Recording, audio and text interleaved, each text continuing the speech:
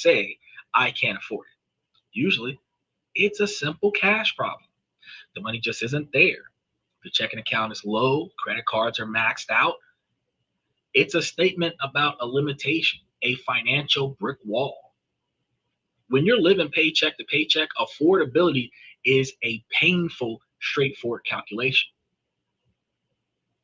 And that's the lens we use when we hear a millionaire say it, which is why it sounds so fake to us. Our idea of wealth has been shaped by marketing. So we're taught that the whole point of having money is to spend it without a second thought. Luxury brands spend billions to reinforce this idea. Success is what you own, what you wear, and what you drive. And this dynamic is incorporated into the dating field because women judge a man based on what he owns, what he wears, and what he drives. Nothing about his character, nothing about his personality, nothing about his ambitions, nothing about his capabilities. What he owns, what he wears, and what he drives.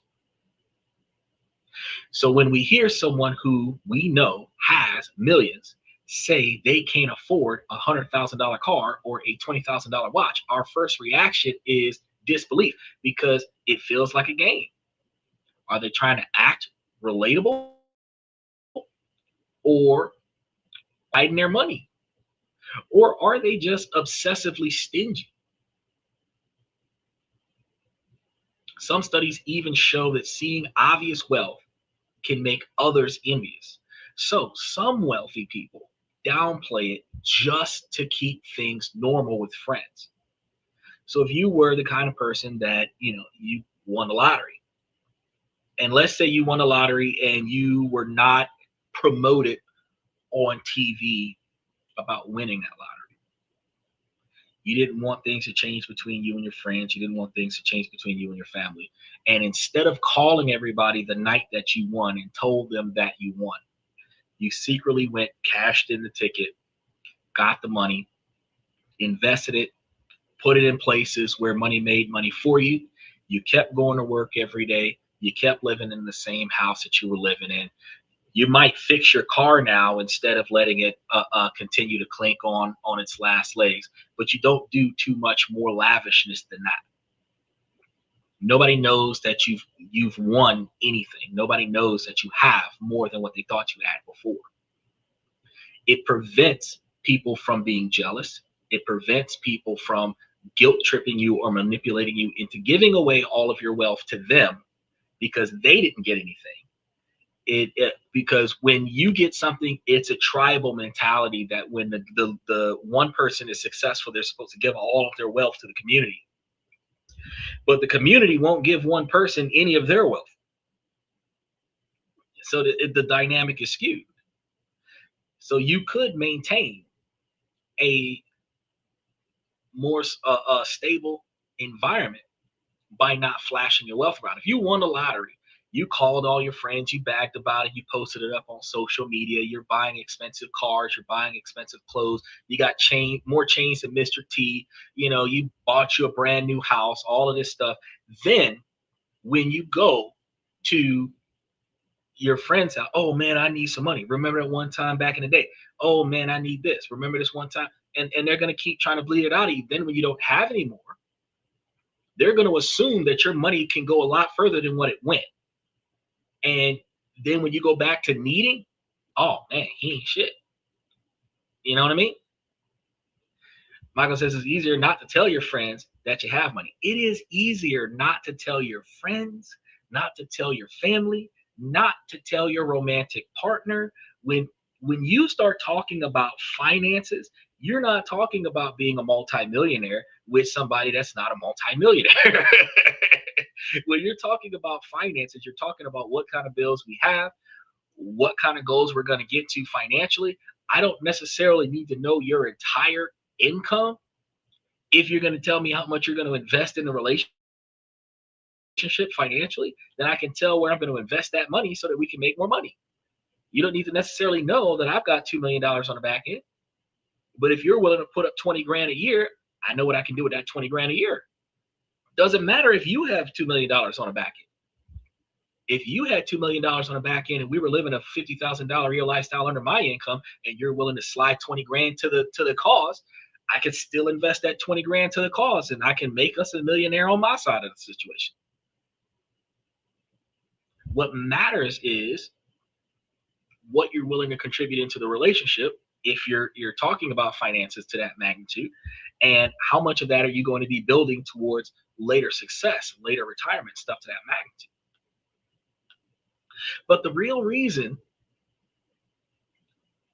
that wealthy individuals don't talk about their wealth is also much more useful than just keeping a peace amongst their friends. It's not that they're lying, it's that they're speaking a different financial language. They play by a different set of rules. For them, the word afford isn't about their current bank balance, it's a measure of value, priority, and most importantly, opportunity. When a millionaire says, I can't afford it, they're not saying, I don't have the money. They're saying, this is not the highest and best use of my money. That's a completely different concept. This is a bad trade for my future. That is a completely different concept. We think they're looking at the price tag. No, they're looking at a timeline that stretches for decades. So, what's this new definition? Because it is a total reframing of a purchase. It moves a past that is simple to a question that, can I buy this, is not even what we're thinking about now, to a much more important question of, should I buy this? Think, for example, ladies, you're at the mall, you're looking at this new pair of shoes or this purse or whatever, and oh, you want it because you don't have it. You've got 40 or 50 of them. You don't necessarily need it, but you want it. You can afford to get it. Now, the millionaire mindset would ask, not can I afford to buy this? Should I buy this? Do I need it? What purpose would it solve in my life? And when you start thinking about the difference in the dynamics, you start thinking about the change from buying to impress others to buying out of utility for yourself. You say, I just tell them it's not their business. Oh, it's not their business, then smile. Well, I mean, if a friend is asking you, why aren't you buying something, then you tell them that it's not your business. But even if you were going shopping by yourself and you're impulse buying, we got a lot of WWE fans that'll go out there and buy themselves a WWE title just to say they have one, right? Show it off to their friends, promote it on social media, blase swaze. But it is a clout chasing design. Get one because you've always wanted one, and it symbolizes what? But it is impressing someone else. That belt holds no merit in your life. It doesn't help you make money anywhere. It doesn't provide any level of utility in your life after the purchase. The dopamine hit is the dopamine hit when you first get it, and you might get a little bit more dopamine hits off of it the first few weeks that you show it off to your friends and family. And if you show it off on social media, the people who are envious of the fact that you have it, you might be able to clout chase just a little bit further with it. But it is a financial liability, because after you spent that money, you make no profit off of that purchase. It does not aid you in getting other deals that will close to make profits after that first purchase. It does not gain you access to a different network of individuals that could lead you to a deal that could make you a profit after that purchase.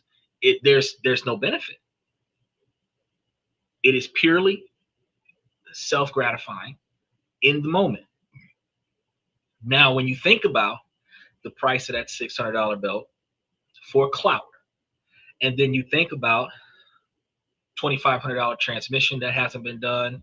You think about the $800 for brakes that hasn't been done. You think about the $900 power steering pump that hasn't been done. You think about you got a $3,000 credit card that hasn't been paid down. You think about student loans that haven't been paid for. You think about the it's the cold season. You're spending more money on resources, whether you're paying extra money in your gas bill, or you're paying extra money in your light bill, but your utilities have gone up over the past 2 months. You went from what you were paying to double, and you ask yourself, should I spend this extra money on a novelty, or should I spend this extra money on something that will benefit me? That's the difference. It's not about whether or not it's somebody else's business. Because if you're the only person there when the purchase is being made, you need to focus on how this purchase will benefit you. He said, I earned it. Go get your own money, assets, give it Toys R Us.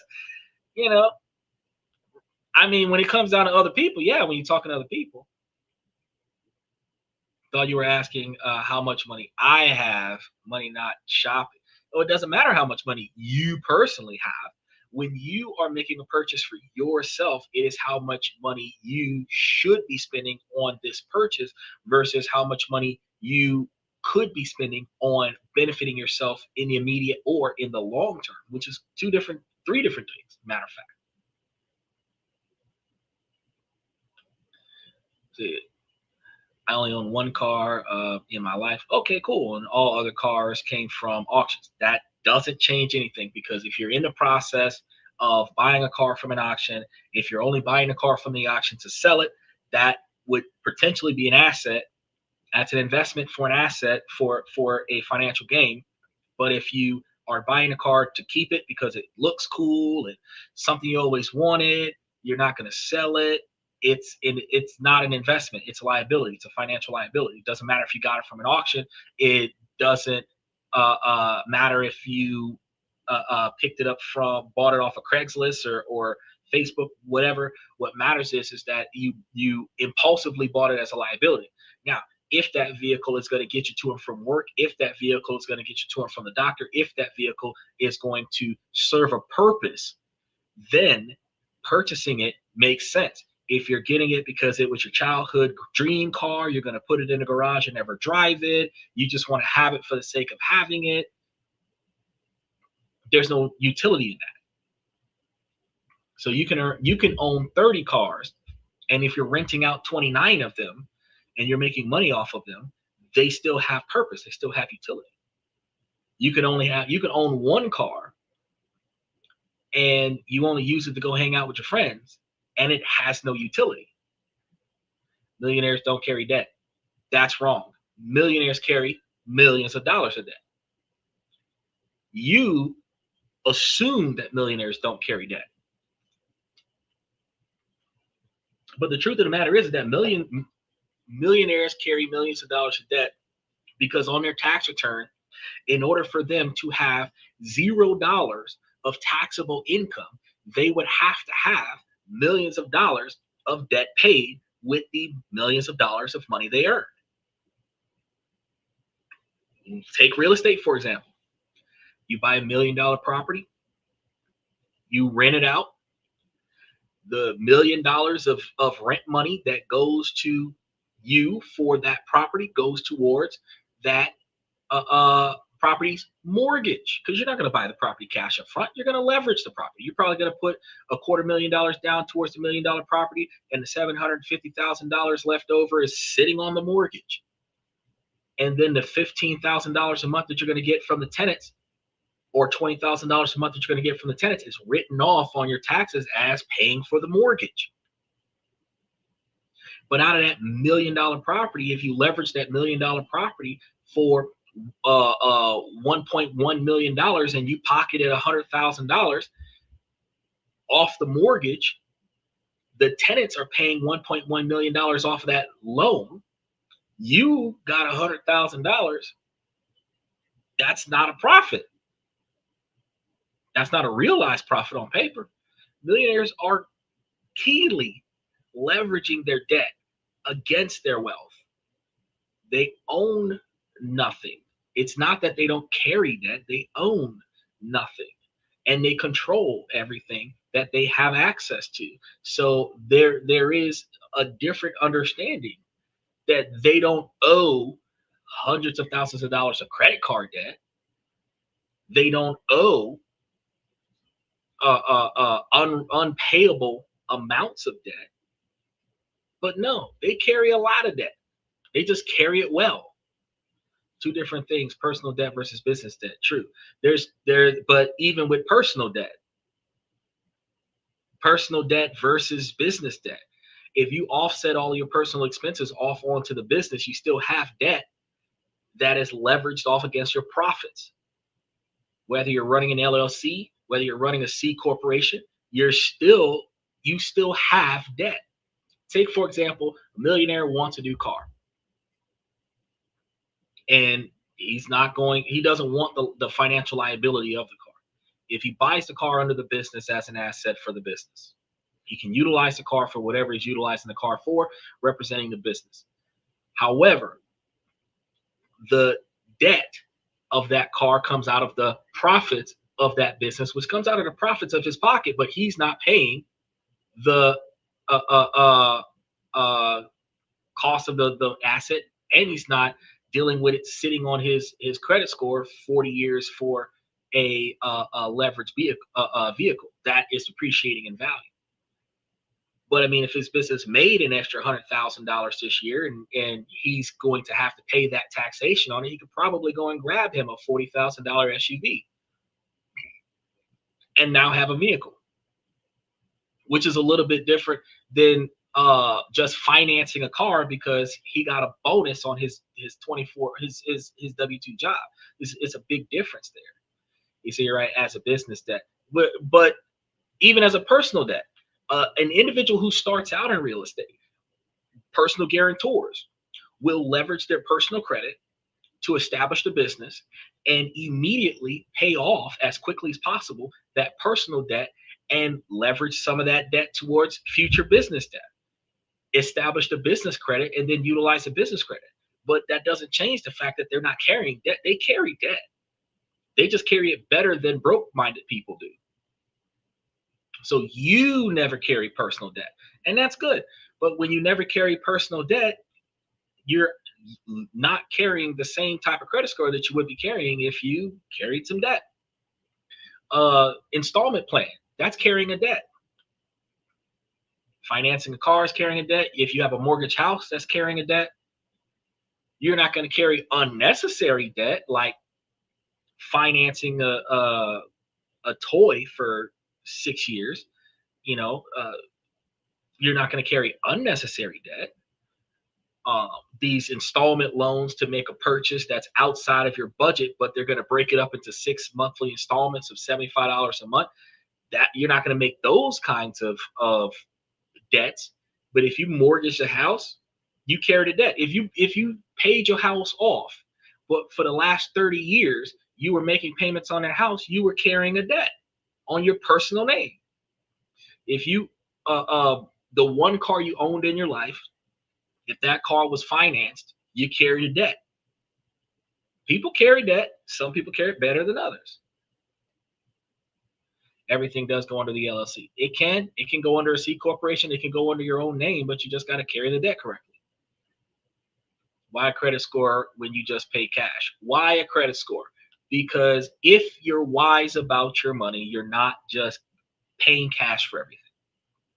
Specifically, you build assets so that you can leverage your assets against capital that you don't have to work for, so that you can pay for things that you want, so that you can then utilize the cash that you profited off of a deal to pay off of the money that you leveraged.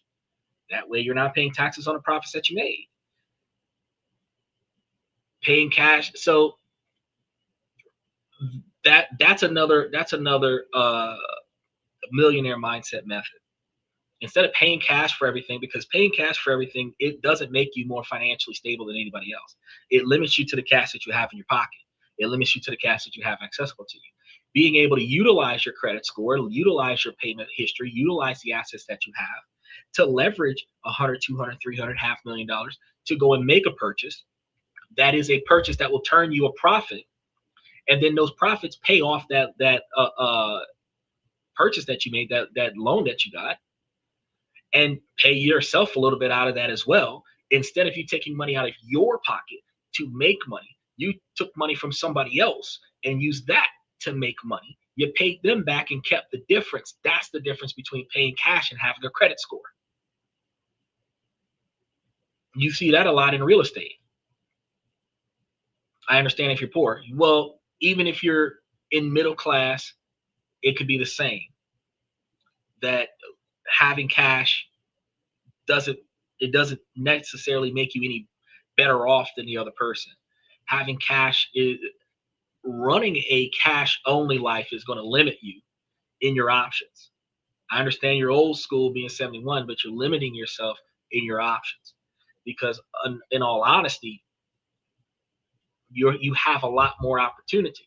Even in the estate sales that you have going on.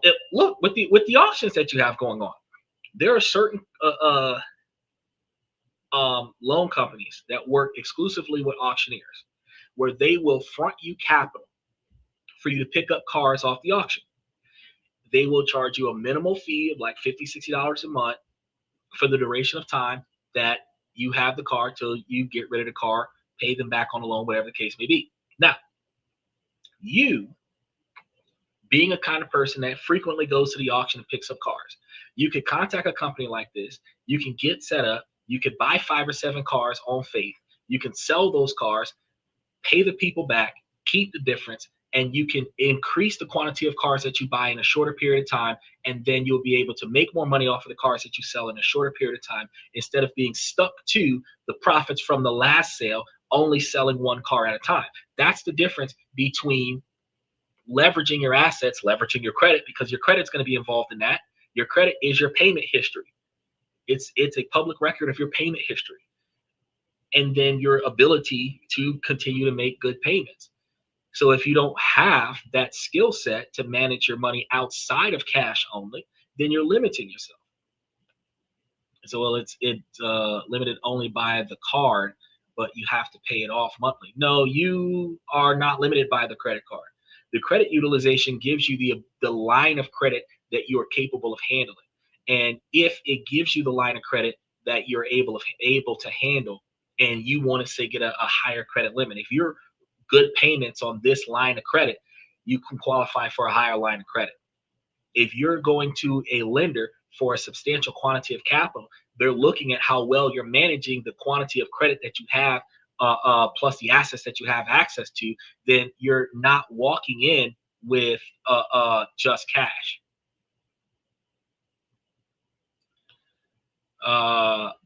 I'll just walk in with a promissory note. That old school way of trying to handle things for real estate is the way to try to pull off a real estate deal.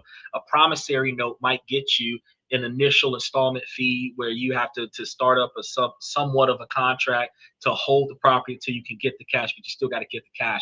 You're not going to walk into a deal with a promissory note and walk out with a $500,000 house without putting up any money up front. It doesn't work that way. You're not going to walk into an auction with a promissory note. You're not going to walk into a sale with an IOU and walk out of it with a vehicle and not put no collateral towards it. It doesn't work that way in 2025. That might have worked back in the 60s, but in 2025, it don't work that way. A promissory note will get you passed up by a person that says, I'll put $5,000 down to hold this deal.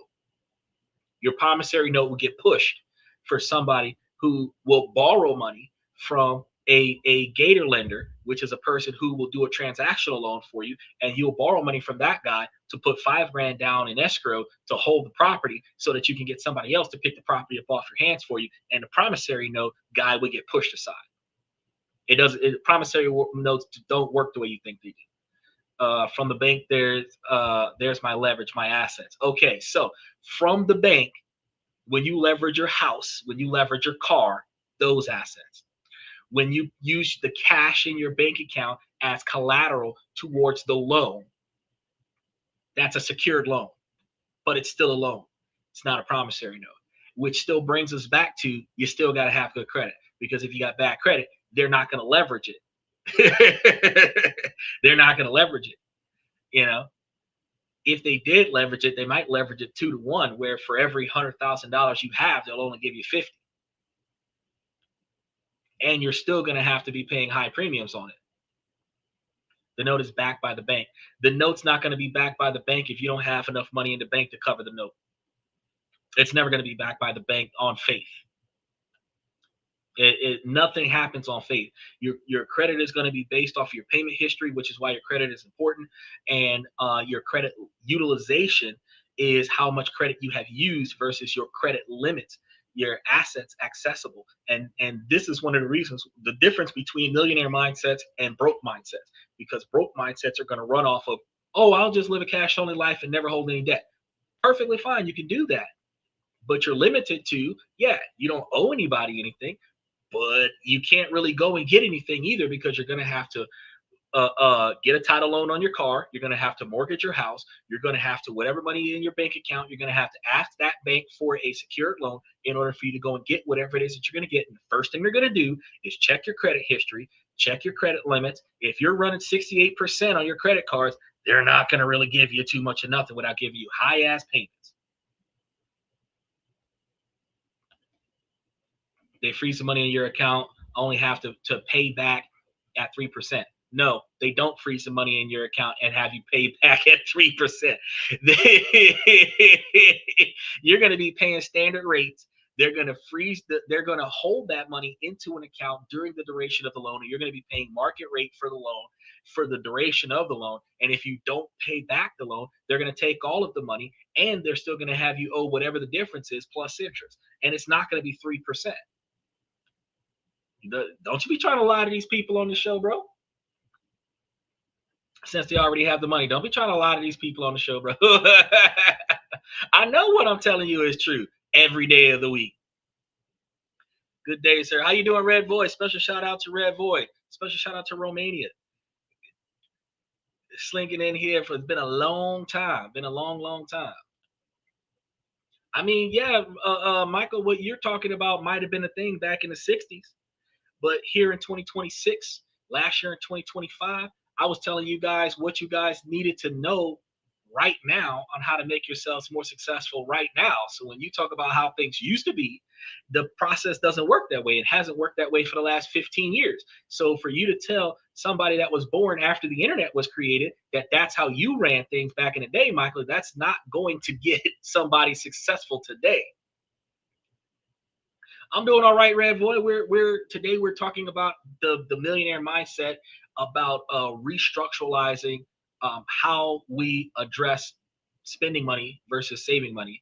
And Michael was kind of giving us the rundown on how things used to work 55 years ago, and I was trying to explain the difference between his logic and the reality of the way things operate right now, because it doesn't work that way right now. So we've been kind of going back and forth over the past 15 minutes, because I got to provide clarity. And he throw it up in the comment section, and I'm like, hold on, it don't work like that, bro. It don't work like that. It may have back in the day, but it don't work like that today. Oh, here we go. He said the reason for a credit score is to see if you're able to pay your loans. It is good. Yes. Yes. So when you asked me earlier about the credit, you answered your own question. See, when you ask the question here, why a credit score? The credit score is specifically so that they can be sure that you can pay for this item that you're trying to acquire without actually having the cash to pay for the item that you're trying to acquire. You can always live the kind of lifestyle where you only pay cash, but then you're going to be limited to the amount of money that you have available. So if you're going to buy cash up front all the time, you're not going to buy a house until you can afford to buy the house cash up front. You're not going to buy a car until you can afford to buy the car cash up front. You're not going to buy any clothes or shoes or anything else unless you have the money to buy it cash up front. You can expedite purchases, and you can expedite the sale of purchases in modern times if you were buying more stuff than you had cash for today, because you were selling that stuff in order to make a profit off of it, and that profit allows you to pay back the money that you borrowed, be able to buy a larger inventory, and still be able to make a profit off of the difference. I respect the fact that you don't like it, but I'm telling the people the truth about the way it works. I mean, you don't have to like the system. But for those individuals that's coming here to better themselves, they need to know how the system works so that they can change the way they do things so that they have a better understanding of why they've been failing thus far. Because anybody who follows that belief of um, pay off all of your credit cards and cancel all your credit cards, they're destroying their credit. And you just said that the credit score is designed to show people that you're capable of paying back your loans. Right. So you started when you were 9, you're 71, almost 72 right now, and you did this paper out. So we're still looking at 80, or not 80, but like 60 something years of how you did what you did. And the way things work right now over the past 15 years is not the way you learned it 60 years ago. That's true. I worked when I was 9 too. I told y'all the story earlier this week. I worked since I was 9 too. I had my own car by the time I got to high school. So I was 15 with my own car that I bought with my own money. Everybody in the family that had a car that I bought for them because I either bought it for them for their birthday or bought it for them for Christmas. But that doesn't change the fact that the way we used to get money back in the day, you can't do that today, and or at least not as easily as we used to do it, not legally either. Then on top of that, the way that we get assets today is not as easy as we used to get assets back in the day. Things happen differently, so you can't just walk around with a piece of paper that says, "I promise you, I'll pay you." They're gonna check your credit score.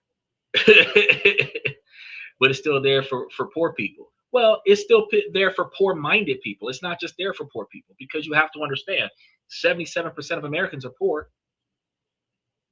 And then 77% of Americans are not poor just because they make $30,000 or $40,000. They're poor because they're living from paycheck to paycheck. And if they miss too many paychecks in a row, they're going to be homeless. They're spending so much of the money that they get in that they barely have enough money to get to their next paycheck. So when they got furloughed for 6 weeks, they had to borrow against a stone. They had to let stuff get charged off. They had to pay the bare minimum and deal with the high interest rates because they were living above their standard of living, their means.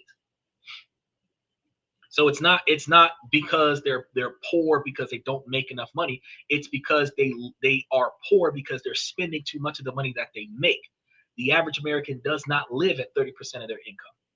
The average American lives at 95% of their income or more. Some 99% of their income. Some get a roommate or get into a bad relationship, and the two of them together can't handle 99%. Sometimes when people come together, 2 or 3 people come together, they move into a more expensive location because there's 3 incomes that can afford that more expensive location. They're still poor. Just because you came out the projects where they was blues and reds and shooting at one another, and now you're living in the gated community where you got to talk to the security guard to get in, doesn't change the fact that 80% of your income went towards the house. You're still poor. And then going off of the mindset of not having the understanding to leverage your assets to get more capital so that you can get more assets that you can utilize to gain more wealth, that is still a poor mindset. Even if you're a self-made man, even if at your current age you own everything, you don't have any debt anywhere, but you can't leverage anything because you bought everything old, doesn't have any monetary value to it. You can't leverage anything to make a big deal. You have to take the cash on hand to make whatever deal you could possibly make off of the cash on hand. You're limited. You're not rocking a black card because you don't have any debt. A black card comes from being able to make $500,000 purchases and pay that shit off on a regular basis. You rock a black card because you're generating enough revenue to afford the limits of a black card. And that doesn't mean that black cards don't have monthly service fees like MasterCard is doing $30 to $60 a month for the MasterCard $250,000, $500,000 credit card, where you're paying like $650 of just fees to have the card. So even if you don't use the card, you're paying $650 a year to have the card. If you don't have $650 a year to give away just to have a $500,000 credit limit, you're not going to be able to afford a black card. houses making money. Houses can make money, but if you don't have the ability to leverage those houses to make more money, make money for you, you're not able to expand. You're stuck at the spot that you're in because that's all you were capable of doing. In order for you to get more houses, you would have to mortgage some of those houses to get the capital to buy more houses so that you would not have to take the money out of your bank account, because you're not sitting on enough money to buy a whole nother $250,000, $500,000 house and still have that $250,000, $500,000 accessible to you in your bank account.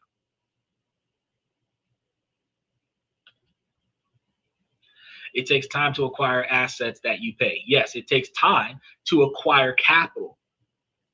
And then it takes time to acquire credit. And then if you're wise about it, you can leverage your credit to gain more capital so that you can gain more assets, so that those assets can turn you more profit, so that you have more profits. And then you can utilize those profits to leverage more assets. That's the reason why sticking to a cash-only mentality. I mean, the only people who do that are drug dealers and old people, because, I mean, usually they're afraid of credit. They're afraid of the downward spiral. It is actually cheaper to build your own home. It's not. It's not cheaper to build your own home. First and foremost, you're going to buy the land for $20,000 to $50,000. You have to hope that the land is developed, because if it's not, you got to spend an extra $10,000 or $20,000 to develop it. Then you're going to spend $250,000 or more to build the house, and you're probably going to have to wait a year to 2 years for it to get built. And if there's any issues, any sinkholes, any geysers, anything to that effect, that's going to delay and cost you more money to build the house. And that is if you're lucky. Depending on the house plan, depending on the materials, you could actually be building a $500,000 house these days with the current cost of resources after the last handful of tariffs in 2025. Some of the stuff that would go into a house right now would be far more expensive than just buying a house that was built in 1961 and buying it at market value, or mortgaging the property and then overpaying on the mortgage when you start talking about doing stuff for yourself. Great, now he's calling me old. No. I am not just calling you old. I am verifying that you are extremely old. 72 is old. There's no doubt about that. You know, I'm half your age. So I can tell you that back in the day, it would have cost less money to build a house. But after those 2 sets of tariffs that happened, it is not going to cost you any less money to build a house. With all of the Mexicans being deported and all of the tariffs for all of the resources to build a house hitting, all of the stuff that's going to cost your house an extra $10,000, $20,000, $30,000 to get built from the ground up. You're not going to save money by building a house from the ground up. You're going to spend a lot of time on doing it. You might be able to get a custom house, get it the way you want. But if you're living in it, that's a financial liability. It goes against what we're talking about today. Let me know when you're 71. Unfortunately, I don't think you got 40 years left in you, buddy. I don't think so. You might have 25 more, because the national average is closer to 90 right now. So you might have about 25 years left in you. And in 25 years, I'd be really close to 70, but I wouldn't be close enough. But by that time, in 20 years, I would be leveraging assets to gain more assets so that I can gain more profits from all of my assets. But this is the shift that really comes down to the 2 things that people need to pay attention to: priority versus opportunity cost. Exactly. Because what we've been talking about for the last 30 minutes is the difference between priority and opportunity cost. When you start talking about building a house from the ground up for yourself, that's an opportunity cost. That's not a priority. You could have equally bought a house that met your expectations, because when we want a house, not too many people has the blueprint of their dream house in their mind. Usually, The foundational things that people are thinking about is how much yard space they want, how many stories they want, if there's a pool in the back, how many rooms is in there, and how many rooms have their own bathroom, if that's even important. Beyond that, safe community, close to schools if they got kids. That's pretty much it. They don't care about the color, they don't care about the structure. Very few people are like, oh man, I want a brick house over a wooden house, or oh, I'm not trying to get those concrete houses. I want an old school brick house, or you know what I mean? A lot of times people buy houses like they buy cars. Let me see what I can afford, and then let me pick one out of the ones I can afford. Oh, this one looks pretty. That's it. Then how many rooms is it? Just like they do with a car. How many seats are in it? See what I'm saying? So for a self-made millionaire, every single dollar has to have its job. And that's what I'm trying to teach you. It's hard for you to learn it right now, but that's what I'm trying to teach you. Wealth isn't a big pile of fun money. It's a well-organized army of capital. So every unit has a mission. Those missions are their long-term goals: achieving financial freedom, generating passive income, or building a legacy. Every purchase is judged against those missions. So when a potential purchase comes up, let's say a spontaneous $5,000 upgrade to first class, the average person asks, do I have $5,000?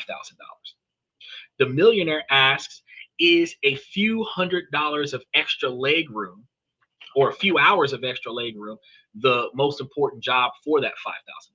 So take, for example, I travel with my dog, big ass dog. Now, if I'm flying on a plane and they tell me I need to get 2 tickets, one for me, one for the dog. And let's say the tickets are like $250 a ticket. That's $500 for tickets. Now, ask myself, do I need to buy 2 seats, or do I just need to upgrade to first class if first class is $500? If I've got all the leg room that I need in first class, instead of buying 2 tickets in economy and then paying the extra $50 to put them together, I could just simply buy an upgraded seat. If I'm spending the same amount of money for the upgrade than what I would have paid for the downgrade, then why not upgrade? But just to say I flew first class, is it really worth paying $5,000 to get extra space? Instead of buying the extra ticket, I just tell them when I buy the ticket that I'm bringing a dog that I actually get to ride for free. So not only do I get a free second seat, I get a free second seat with extra leg room. I get a free upgrade because I rock with a service dog. So I get 2 seats and upgrade space. So why am I paying extra $5,000 to upgrade?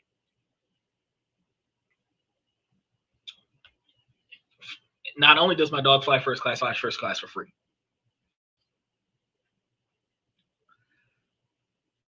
I'm not wasting extra. I don't have to waste extra capital to do the upgrade. I just walk up to the counter with the dog. Yes, exactly. But the answer for a millionaire mindset is always going to be a hard no. That $5,000 already has a job, and its job is not to go into a luxury flight. It is going to be going into an investment account instead, where it can work to make more money, make money for you.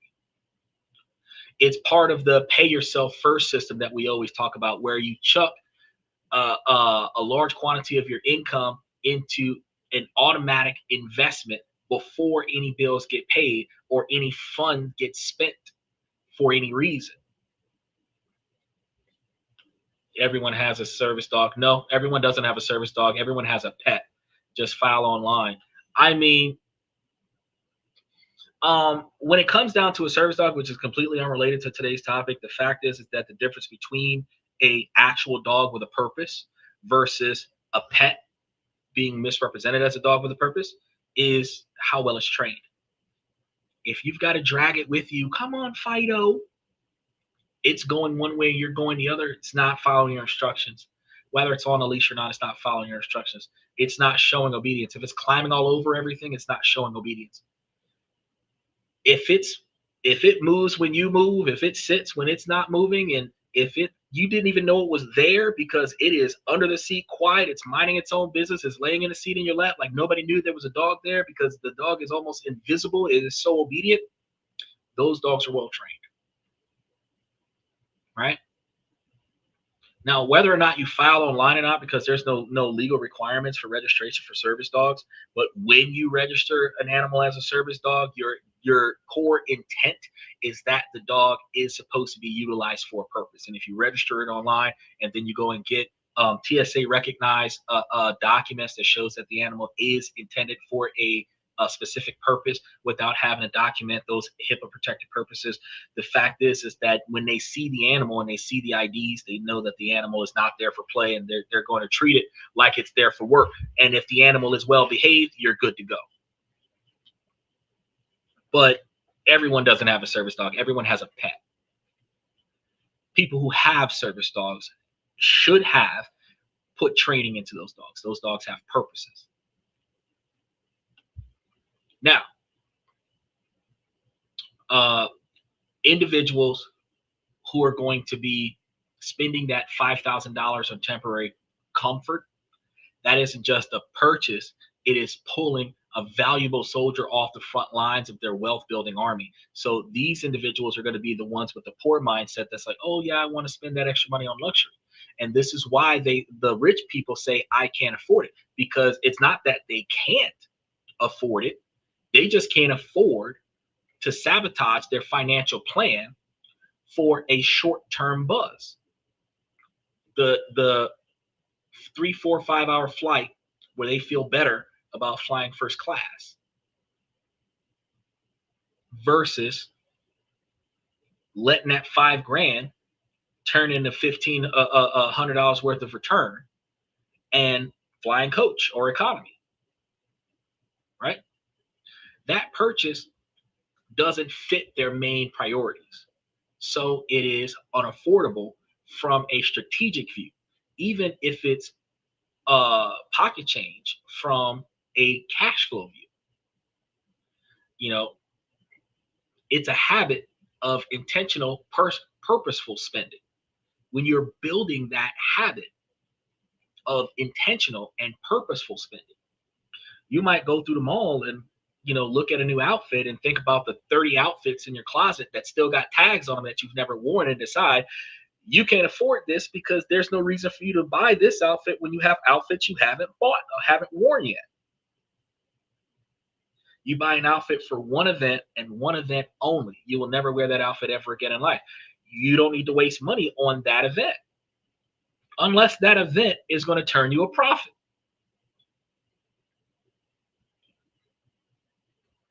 Where the money that you get off of that event is more than the cost of the suit or the dress or whatever the outfit is. Then you have another one where, because there is a terrifying power of opportunity cost, because this is the other half of it. And this is going to lead to that second and maybe most powerful piece of the millionaire mindset, because a deep intuitive grasp of opportunity cost is something that we need to recognize after we just finished talking about here. Opportunity cost is the invisible price tag on everything that you buy. It's not the money you spent. It's the future growth you give up when you spend it, which is one of the reasons why I tell you living a cash only lifestyle is damaging to you, because your cash could be leveraged into high profit brokerages. You could leverage somebody else's wealth to make your wealth and then have your profits pay off what you got from them. You have extra assets and your profits are paying off your debts, where you yourself aren't paying for anything. Your principal stays, the money you borrow gets paid back, the extra asset you have you get to keep without putting any money towards it up front from yourself. That is the modern day promissory note. I got $500,000 worth of stocks. Let me get $400,000 worth of cash. I'm going to go make this purchase.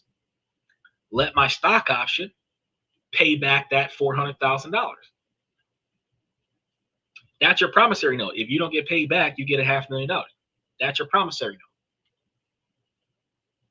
Now, out of that $400,000, because you went and leveraged for cash exclusively, not just ran out there and got you a mortgage, you went and leveraged a cash exclusively, you could go and buy a $250,000 house and take the other $150,000 and expand your portfolio.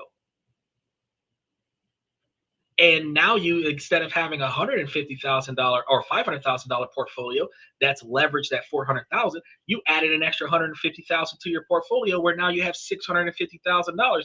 And if you're getting 15% back off of that, even if you were getting 10% back off of that, that's like $65,000 a year. And if you were getting back 15% off of that, you'd be getting closer to $75,000. And that means that every dollar going towards paying back the loan would be getting paid off of your portfolio, which means the asset bought free and clear, you can utilize that asset to do whatever you want with, whether you rent it out or whatever. Well, let's say that you want to leverage that asset. You went and bought a $300,000 house, cash up front, or $250,000 house, cash up front, and you want to take a $100,000 mortgage off of that house and go and get you another house. Now you got two houses. And put the tenants in there. The tenants are paying off the mortgage. The stock option is paying off the 400 grand. You have just expanded your assets and expanded your portfolio and took no money out of your personal pocket. That's a completely different perspective than living cash only. You say, true, but you'll decide somewhere in life money takes care of itself. You will come to learn somewhere throughout the show that your ability to manage that money is why money takes care of itself. Money doesn't take care of itself on its own. The same way guns don't kill people, people kill people, money doesn't manage itself. You put it in the right place for it to manage itself. So if you impulse buy with your money, you're not managing your money correctly, which means your money is not going to serve the purpose on its own. If you put your money in a place where your money is going to generate money for you, the money will be able to automatically continue to produce those returns as long as they're in that position that will profit you and benefit you going forward, which is why you're not supposed to live a life of cash only. Is if my assets are giving me enough to live on, having more really does not make sense to me. Right. So it doesn't make sense to you doesn't mean that it's not worth doing. And just because it doesn't make sense to you doesn't mean that it's not a functional process. It doesn't mean that people won't benefit from it. You might not feel the need to benefit from it at your age, but individuals that might not have as much assets as you do could continue to scale their lifestyle and be able to have an asset a level where their lifestyle is satisfactory. So when you come from a closed-minded observation where holistically this works for each person that wants to do it, but you personally don't have the motivation to do it, the naysaying is not going to change the fact that it's not a fantastic method, that it is not something that even if you applied this at 72 years old that you would benefit from it. It's just that you don't feel like it. If you don't feel like being more successful than what you already are, you don't have to. If you're satisfied, if you've plateaued in your life, then that's fine. But if you would like to get it a little bit further towards more success, then by all means, you have more tools now to expand on your success. That's what it's about. For those individuals that want to get better and do better. Because everything I do today is just fun, auctions, estate sales, and doing whatever. Right. So you've plateaued and you're satisfied with the lifestyle that you want, and you're not really wanting to improve yourself any better. And you're on the back end of your life, fourth quarter of life, and you're just going to enjoy whatever time you have left. All right. So if you want everyone to be successful, then admittedly, the method that I'm telling you is actually more effective than living a cash only lifestyle in 2025, 2026. Because the average individual is not going to acquire the extra capital lying around to go to auctions all the time, to go to estate sales all the time, to go in and have a life of fun, because the average individual is living from check to check, because they only have what they worked for the past 2 weeks. And that's only going to last them until their next paycheck a week and a half from now. So encouraging people to live a life of cash only when they're living from paycheck to paycheck is not helping them be successful. It is hurting them. Helping them be successful is showing them how not to spend every dollar that they get, so that they have extra cash to leverage for things like going to estate sales and auctions. Showing them how to budget their money more effectively so that they can have more money available to leverage in a loan, and then pay those loans off correctly, and then leverage the paid off loan to get even bigger loans so that they can go and get stuff that they originally could not have gotten with a promissory note. That's how you help other people become successful, because what worked for you 60 years ago is not going to work for them in 2025. The way you live your life after you've made yourself successful is not how a person who is not successful can live their life. That's the difference between the motivational speaker and someone actually trying to help you improve your life. A motivational speaker can tell you how awesome their life is and how good they've got it. And the gap between the person listening and the person talking is not being filled by the person talking. You know, he said, some put the crack pipe down. Well, that's a immature comment to say. It's not about crack. Actually, the truth about the scenario is, Michael, is that what you really have to do is you have to make more financially stable decisions. You have to prioritize what is important to you. When you're thinking about an impulse buy, you have to, instead of getting that for the sake of getting that, because there are some things where you can impulse buy and get some stuff that doesn't matter to you, or doesn't value you at all. But more often than not, you want to buy things that value.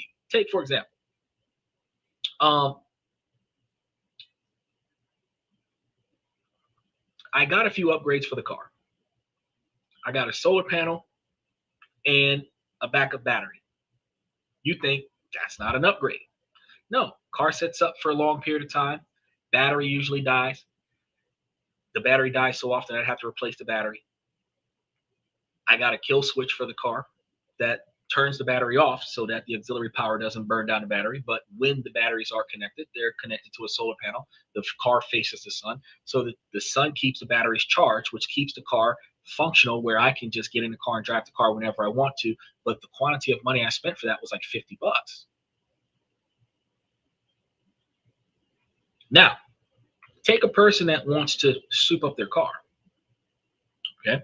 You're buying new exhaust pipes. You're going to buy new air intake system. You're going to buy new rims. You're going to buy a lift kit to put the new rims on a car. You're going to buy new tires. You just spent 20 grand to upgrade your car when you could have just bought another car cash up front to make that purchase.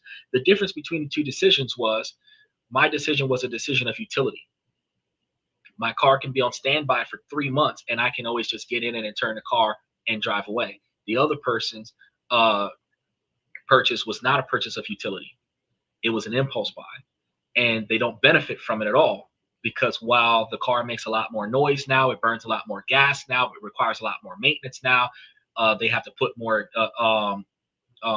extra money towards protecting their car now, and they have less money now. The fact is, it looks nice riding down the street, but it's a money pit. There's a difference between the two. There's a whole draw of impulse buying in the kitchen. I mean,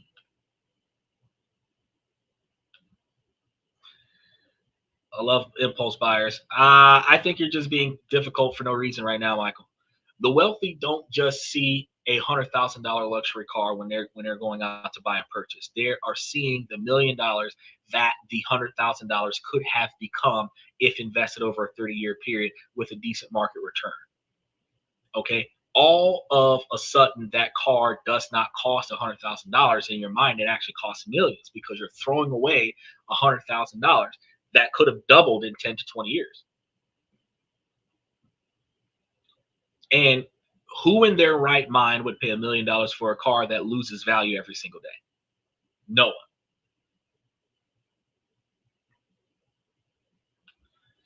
Usually, but that's the thing. All of the impulse buying that you're talking about, like you love people who impulse buy, you love people who waste money, but you came back earlier and said that you want everyone to be successful. But if you're encouraging people to be wasteful, that's not encouraging them to be successful. And yes, the most promising purchases, the high of having it usually wears off 3 to 6 months after you buy it, if not sooner than that. The less um, egotistical it satisfies you, the quicker it wears off. You buy a new pair of shoes. Oh yeah, you got it. You wear it. First couple times you wear it. Then after that, it sits in the closet with all the rest of the shoes that you bought. You walk past shoes that you bought with the intent to wear that you don't wear. You got clothes that you bought with the intent to wear that you don't wear. You have something that you bought to go on vacation with so that you can look stylish on vacation. You came back off vacation, you don't wear it. Those are not assets. Those are liabilities, right? That was a waste of money. Even the mindset of, oh no, I'm gonna go to another country with no clothes besides the clothes on my back, and then I'm just gonna buy all the clothes when I get out there. You're guaranteeing yourself you're gonna waste a bunch of money when you get out there, because you could just take a handful of outfits, go out there if you want to buy 1 or 2 outfits out there, or if one of your outfits get damaged and you replace it with an outfit while you're out there. You're not actually buying a bunch of stuff for the sake of buying it. Now, if you want to expand your wardrobe and you want to expand your wardrobe from a different country's culture, you can go to another country and buy the stuff from that country. And you're going to wear it when you go back home as often as you would have worn it if you would have bought it offline. The fact is that doing that, it's still somewhat of a utility purchase, because you're going to wear these clothes often, right?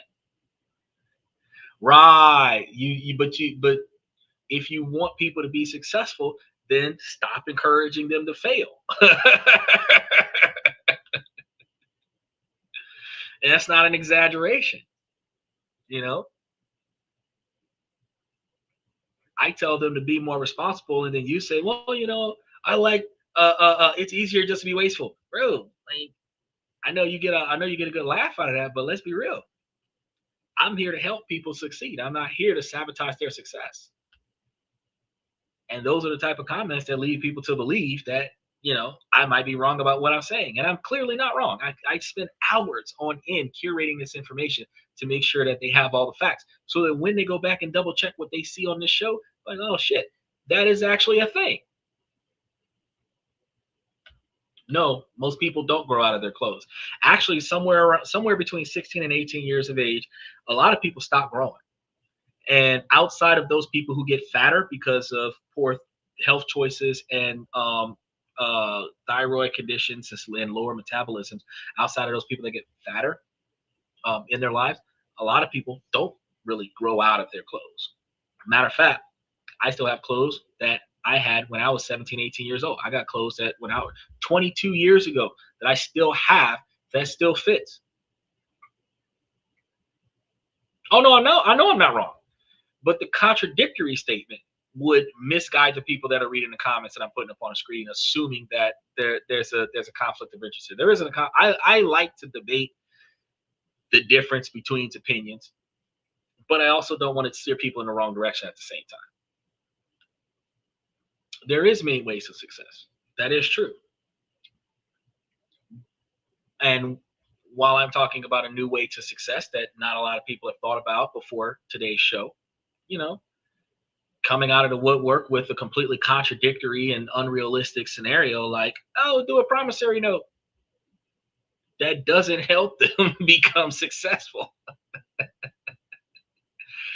The average person that writes on a piece of paper or type up a contract of agreement as a promissory note, go somewhere with no actual capital to back up that promissory note, is not getting very far. If you type up a contract where you're guaranteeing access to your assets, where you got skin in the game, you have something to lose on this deal, you're guaranteeing them the rest of whatever you didn't bring to the table. And if you fail, they will keep whatever you're offering in that promissory note. because their time is just as valuable as yours. And they have what you want. And they can easily get it to somebody else that doesn't need a promissory note. So going to, oh, all right. So somebody with a promissory note, on a promissory note, you're not supposed to be running out there with a promissory note if you're not backing it by something. You would, before you get the promissory note, you have to have somebody who has assets that you can leverage if you're not leveraging your own. The promissory note is guaranteeing you that if you give me enough time to get the money over here, that the money will be wire transferred. The promissory note is not, I'm broke, I'll owe you till next year on what you give me today. That's not how it works. That's what a credit card is for.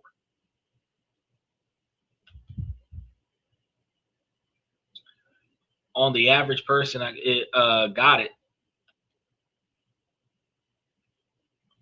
Well, we're talking about 77% of America. So you guys have to understand that this is basic math of how fortunes are built. Compound interest is going to be the engine here. By consistently choosing to invest instead of spend, millionaires let the engine run at full speed. So let's use a real world example. Two people, same great income. Person A decides to reward themselves with a $60,000 luxury SUV. It's a symbol of success, right? Person B would look at that same SUV and say, I can't afford it. And instead buy a perfectly safe and reliable $30,000 vehicle, then take from person B that $30,000 that they didn't spend and invest that in a S&P 500 index fund, right? Fast forward 20 years, person A's luxury SUV is now worth maybe $1,000, a few $1,000s. Fine.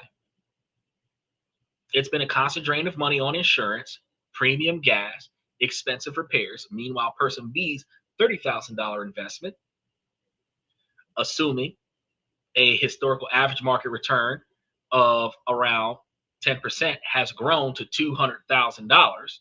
Person B didn't say, I can't afford it because they were broke. They said it because they could see the future. They understood the true cost of that SUV wasn't just a sticker price. It was the hundreds of thousands in future wealth they would have given up had they bought that more expensive SUV. That's the opportunity cost mindset that I'm trying to teach you right now. It turns every purchase into a critical choice between today and tomorrow. And I've been telling y'all on a trend for the last 15 months that you just put more towards your future and less towards your today, right? You need to get through today, but you need to put more towards tomorrow, more towards next year, so that next year is less difficult than this year, right? Just think about that. What was the last big purchase that you made? A new phone, a vacation, a piece of furniture? Now, as I go through these comments from Michael, I want you to do a quick calculation of what that money could have been worth in 10 or 20 years if you had not spent that money on that purchase and instead invested it in high interest brokerage accounts. It's going to be a sobering thought. I'm going to give you a little bit of time to think about that real quick. He said, would take $30,000 to an auction and buy an $8,000 car and reinvest the rest. Okay, so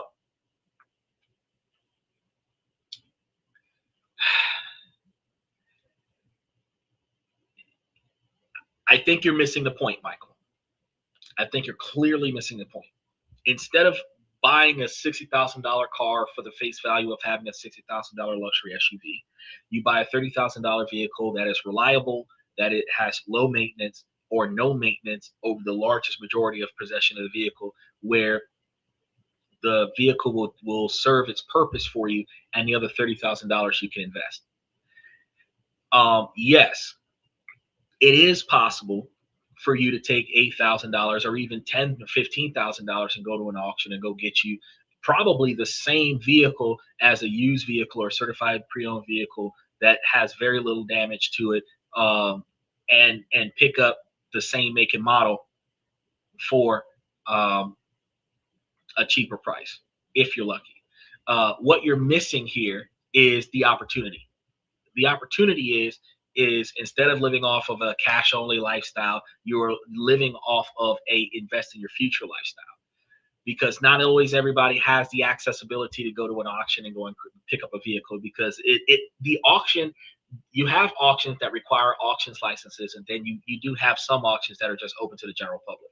But then you also have the as is condition of the vehicles. And when you talk about vehicles from the auction, you're claiming it as if you're guaranteed to get a high quality vehicle from the auction with every purchase.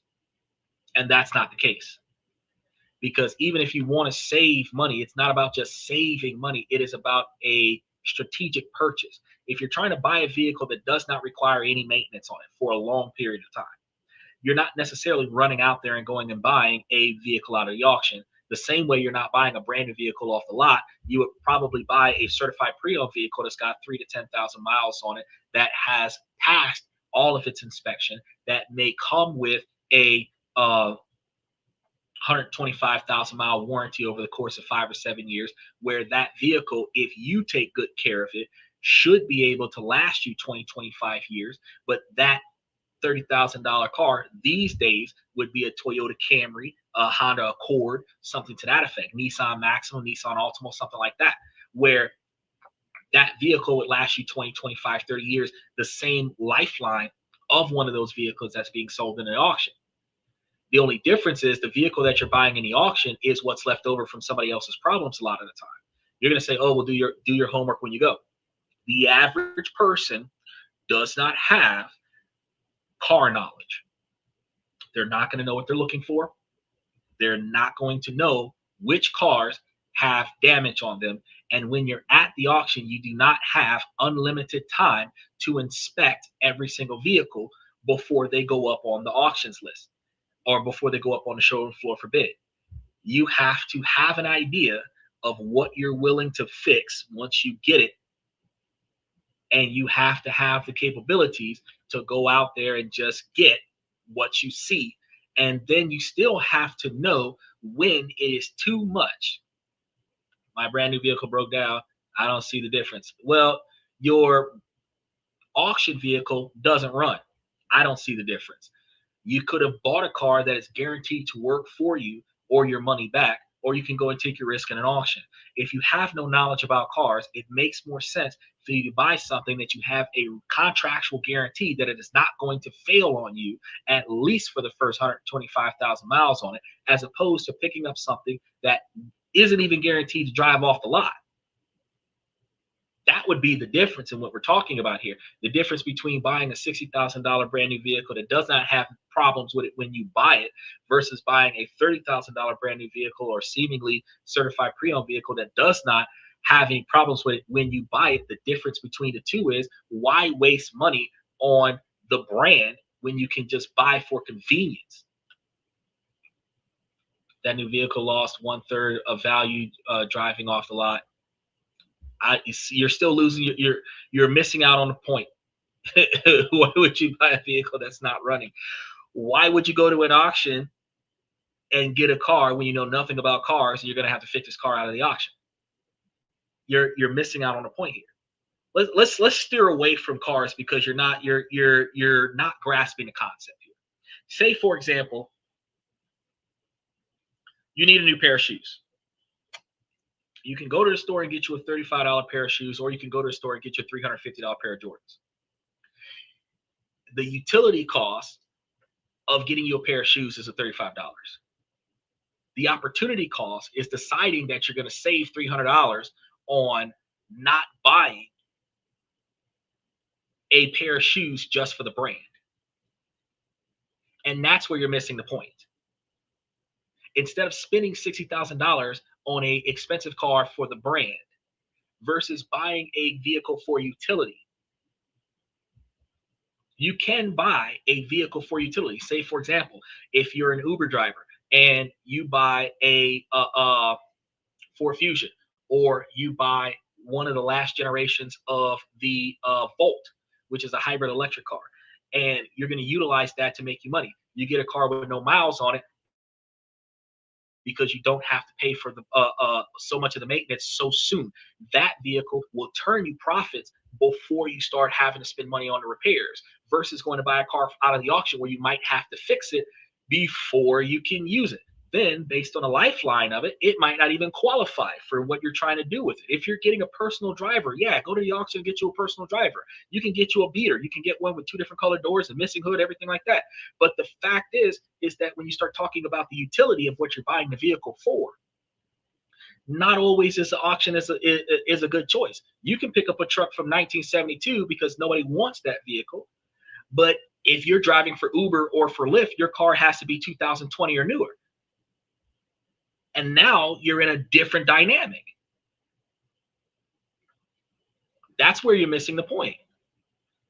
If they don't understand, that's their fault. No, your logic is coming from based on your knowledge. You can do more with your knowledge than what other people who don't have that knowledge can do. And providing that advice for somebody who doesn't have the knowledge to use that advice doesn't help them, because telling them to go to an auction and go and get a car that they don't know anything about, when they don't know how to fix it, they're going to have to pay for a mechanic. They can't guarantee what they're getting. They don't know what overpriced looks like at an auction versus underpriced versus a good deal. That you're telling them to gamble on their lack of knowledge, when the concept here is don't overbuy for the brand name and get something more reasonable. The difference between buying a Mercedes Benz versus buying a Toyota Corolla is the sticker price. You're still getting a new car, but the difference between getting a new car that costs $85,000 versus getting a new car that costs $20,000 is the other $60,000 could have been put into a high interest brokerage account that could get you a larger return over time. You're going to have less maintenance costs on the cheaper car, the economy car, than what you would have on a luxury car. The insurance is going to be cheaper on the economy car than what you would have on a luxury car. And the longevity of the vehicles. That was what the concept was about. It's not about, it's, yes, that's the concept, the need versus want, but I think you're taking it the wrong direction though. I only buy if I really need it. Most men only buy if they really need it. Then buy 2022 or better. But that's my point. The fact is that they can instead just go and get a car that is more utility instead of just running out there to an auction just for the sake of doing an auction. Because yeah, you can go and grab you something out of the auction and roll the dice on it, and then if you're lucky, you can get you a really good car for a really cheap price. Or you can go out there and get you a car that's a money pit. Or you can go to a dealership and go buy you a certified pre-owned vehicle for $50,000 less than the name brand car that you, instead of buying a Mercedes Benz, you go and buy you a Honda Civic. And so it's $25,000 Honda Civic instead of a $85,000, $95,000, $100,000 Mercedes Benz. The difference between the two is the opportunity cost that we're discussing here. And then you put the extra into the stock market.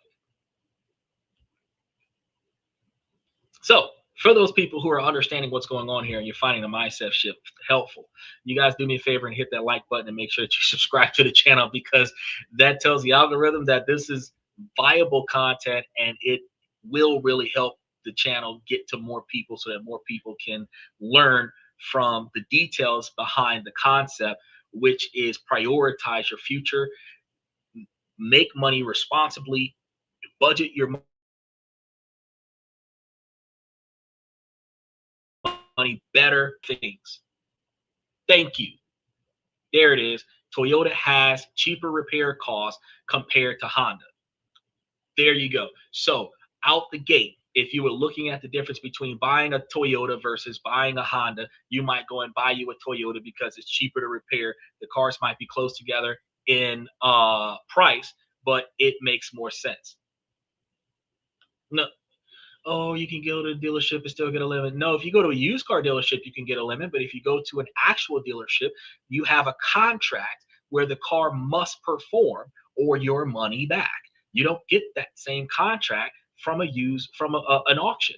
It is an as-is purchase. If you go to a dealership, they're guaranteeing you between 35, 36,000 miles, and some with the certified pre-owned vehicles are guaranteeing you 125,000 miles that this vehicle will not break down. And if it does, they fix it at no additional cost to you. Whereas if you go to an auction, if you buy it and it breaks, you have to pay out of pocket to fix it. The difference between the two is security. That's what you're getting from a dealership that you're not getting from an auction. With the contract of it will work. The warranty is the security. You're not getting that warranty from an auction. And that's why I'm telling you that you're not grasping the concept. Yep, like an official Toyota dealership. Yes. So we're not talking about a mom and pop shop on the other side of town that's got a weird name on it, Joe's Cars, that just so happens to have a Toyota. We're talking about going to the official Toyota dealership where everything on the dealership is a Toyota.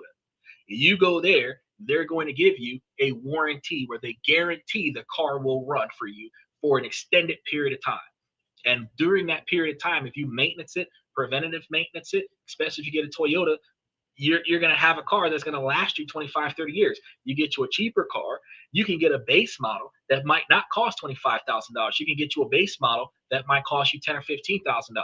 Like, for example, you're talking about going to the auction to get an $8,000 car, or you could go get you a stick shift Nissan Versa for $10,000.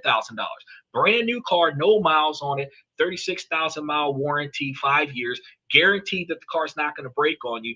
For $2,000 extra dollars, you got you a car with guaranteed repairs if they break inside of the next 5 years, versus picking a car from the auction, save you $2,000, and every time something breaks, you're spending more than $2,000 to fix it. The difference is, Michael, is that if you go to a dealership, you can get more security on your investment than what you could going to auction with the risk. And when you're leveraging optimized investments, you are leveraging risk versus opportunity.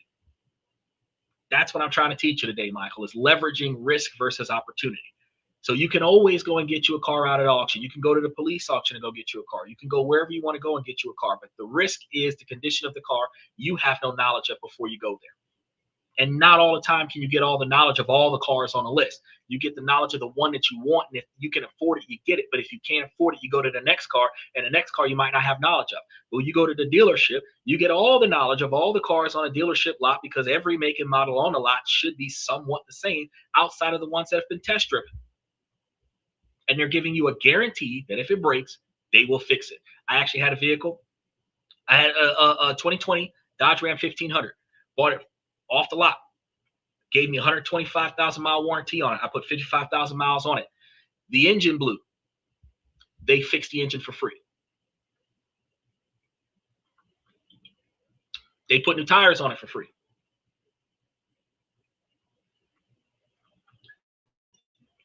Because it was covered under the warranty. I would not have gotten that with that same truck out of the auction. I would not have gotten that. If the engine would have blew, I would have had to pay $10,000 for a new motor. I know you can throw up the argument, well, don't buy a car with a bad motor. But that doesn't change the fact that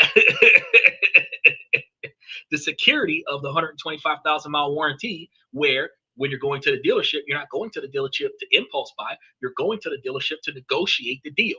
You're going to negotiate. Some of the things you're negotiating on the deal is the price of the car, the amenities in the car, but you're also going to negotiate the warranty. You know what I mean? Once you sign the contract, whatever y'all agree on, that's what y'all are stuck with. But overall, you're still going to get a cheaper car than the name brand car. You're not going to buy you a G-Wagon because you can afford it. You're going to buy you a less popular vehicle that you can drive. And then the difference between the two vehicles you can invest, that's opportunity cost. Now, this is going to lead us to the next core idea, a relentless focus on buying assets and a ruthless avoidance of liabilities, which is another reason why I'm telling you about not going to these auctions unless you're really going to leverage the cars from the auctions to turn you a profit. An asset is anything that puts money in your pocket: stocks, bonds, income producing real estate, not the house that you live in unless you're renting it out as an Airbnb or something like that. A liability is anything that takes money out of your pocket: cars, electronics, designer clothes. The biggest difference between the wealth and the wealthy and the middle class is what they buy with the extra money. The difference between being rich and being poor is what you buy with the extra money. Middle class buy liabilities. They think those liabilities are a status symbol. Wealthy buy assets that generate more money to buy even more assets. So when you said at 71 years old that you're good with the lifestyle that you have, that you buy whatever you want to buy and you do whatever you want to do and you live the life that you want to have, you have reached the financial success that you're looking for, and you're not interested in more success, and whatever you don't need for your standard of living, you're living a life of rally. That is perfectly fine. That is perfectly fine. But everybody who hasn't made it there yet, still trying to figure out how to get there, those are the ones that have to spend their money more wisely. You can't just run out there and go and get a beater, especially if you need one to do 500 miles a day in one direction. You're doing 200 miles a day round trip or whatever. You need a car that's really going to get you where you got to go. You might want to go and get you a Volkswagen Jetta because you know that son of a bitch is going to give you the miles that you needed to get. You know what I mean? But again, you might save money on the Jetta and get you a Corolla and still get the same miles. The car is ultimately a symbol of this divide. When we start talking about that millionaire mindset. So a humble millionaire's car, when you look at it, society is going to scream that your car reflects your success. But research from the books like The Millionaire Next Door consistently shows the typical millionaire drives a modest, reliable car that several years old. Okay? They're not buying a 2025 and 2025. Poor people do that. Or the poor-minded will do that. The rich might buy a 2020, or they might buy a 2015 that is a very reliable model. One of the authors, Thomas J. Stanley, has noted that, again, just like Mango just said, Toyota is the top car brand among millionaires. While it's a myth that most millionaires only buy used cars, a significant portion do. Rich research in this situation in the 90s found it was around 37%. And even if that number changes, the principle holds the same. They avoid the biggest cost. Why? Because they know a new car is one of the worst financial moves you can make. The moment you drive it off the lot, like Michael said, 1/3 of the value, the car can drop by at least 10% or more. After 5 years, it might have lost around 60% of its value, or at least 60% of what you paid for it. Millionaires don't see this as a small loss because they see it as the lighting of cash on fire. So going back to that $60,000 SUV, in 5 years, it might be worth $24,000. That's $36,000 loss, over $7,000 a year, not even counting the insurance and the maintenance. That's money that could have been invested and compounding instead of it vanishing. A wealthy person sees that and says, I can't afford that loss. They are allergic to depreciation. They'd rather buy a 2-year-old certified pre-owned vehicle. So in 2025, or 2026, we'd be buying a 2024. Even in 2027, you should be buying 2024 because everything made after 2025 tariff hike is going to have a $15,000 to $20,000 price increase. You should stop buying cars after 2025 until they reduce the tariffs on the manufacturing materials. But let someone else take the huge initial depreciation hit when they bought the vehicle at first and then invest the difference in the stock market. Wealthy individuals will separate the function of a car, which is safe transportation, from the status of a car. And that's what I was arguing about, the difference between a auction versus a brand new dealership, because the safety and guarantee of the functionality of the car from a dealership is going to be more beneficial for you than the roll of the dice of an auction. Then let's take the illusion of status symbols. because the same logic will apply to all status symbols: luxury watches, designer clothes, the newest phones. These are marketed as signs of success, but financially, they're liabilities disguised as trophies. So think about a $15,000 luxury watch. Does it tell time any better than a $100 watch? No. Its main purpose is to signal to others, I have money. But self made millionaires often don't care about signals. They know real wealth is what you don't see: the investment portfolio, the paid off properties, retirement accounts. The flashy stuff you do see is often just debt, which, if women were more responsible about their decision making of men, they would see all of that flashy jewelry as highly unattractive because that shows a wasteful man with his money. A millionaire might look at a $15,000 watch and think, that's not a watch. That's a full year's Roth IRA contribution for me and my spouse, which could have grown to over $150,000 by retirement year. Or that's a down payment on a rental property that could pay me for the rest of my life. They're not thinking about the joy of wearing the watch. And for those of us who don't wear watches on a regular basis because we can tell time off of our cell phone, buying a watch as a status symbol when you can't even use it to tell time is a ridiculous move. Because all it is, see, I got a watch. It's not like you don't even use it to tell time. You got a watch on your hand and you're pulling your phone out of your pocket to see what time it is. There's no utility in that. Others are going to be thinking about the cost of not investing that money.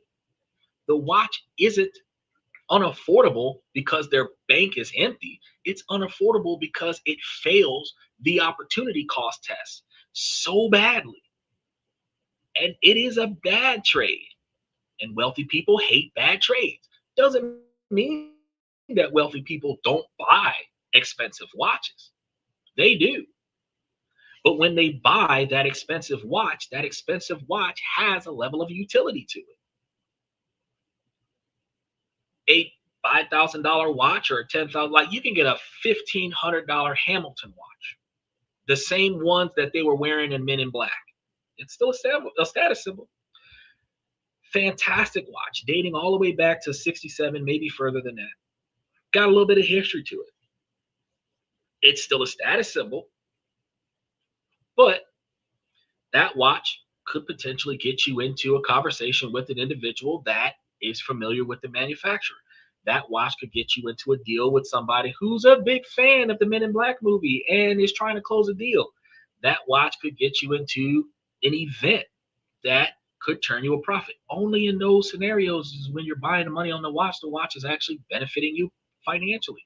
But if you're just buying it for the fact that you're going to buy it and then, God forbid, you buy it, you only wear it twice, you keep it at the house because it's so expensive, you don't want it to get broken, you don't take it anywhere, nobody gets to see it, it's sitting in your house collecting dust, it doesn't have any utility. Maybe the biggest threat to building wealth, and the one millionaires are most careful about, is going to be lifestyle inflation and poor decision making towards the lack of utility. It's a simple tendency to spend more as you earn. This is what a lot of people do. So you get a raise, you get a bigger apartment, you get a bonus, you buy a fancier car. Special shout out to Steven. He's dipping in real quick. Good show good show tonight. Mindset shifts is important. I had to sneak on earbuds and tape to my ear protection to I had to tune in tonight. They have wireless earbuds that can Bluetooth to your device. And if worn correctly, especially if you have safety equipment, you're not necessarily going to need tape. I would recommend that you wear the kind of earbuds where you only need one in your ear and the other one you can still hear when people are talking to you. That way you can tune into the show. And especially if you have YouTube Premium, you can tune into the show and have the show in the background playing on your phone while your phone is locked so that you don't lose the show and nobody knows that the show is playing and you keep your phone in your pocket and you can learn stuff while you work.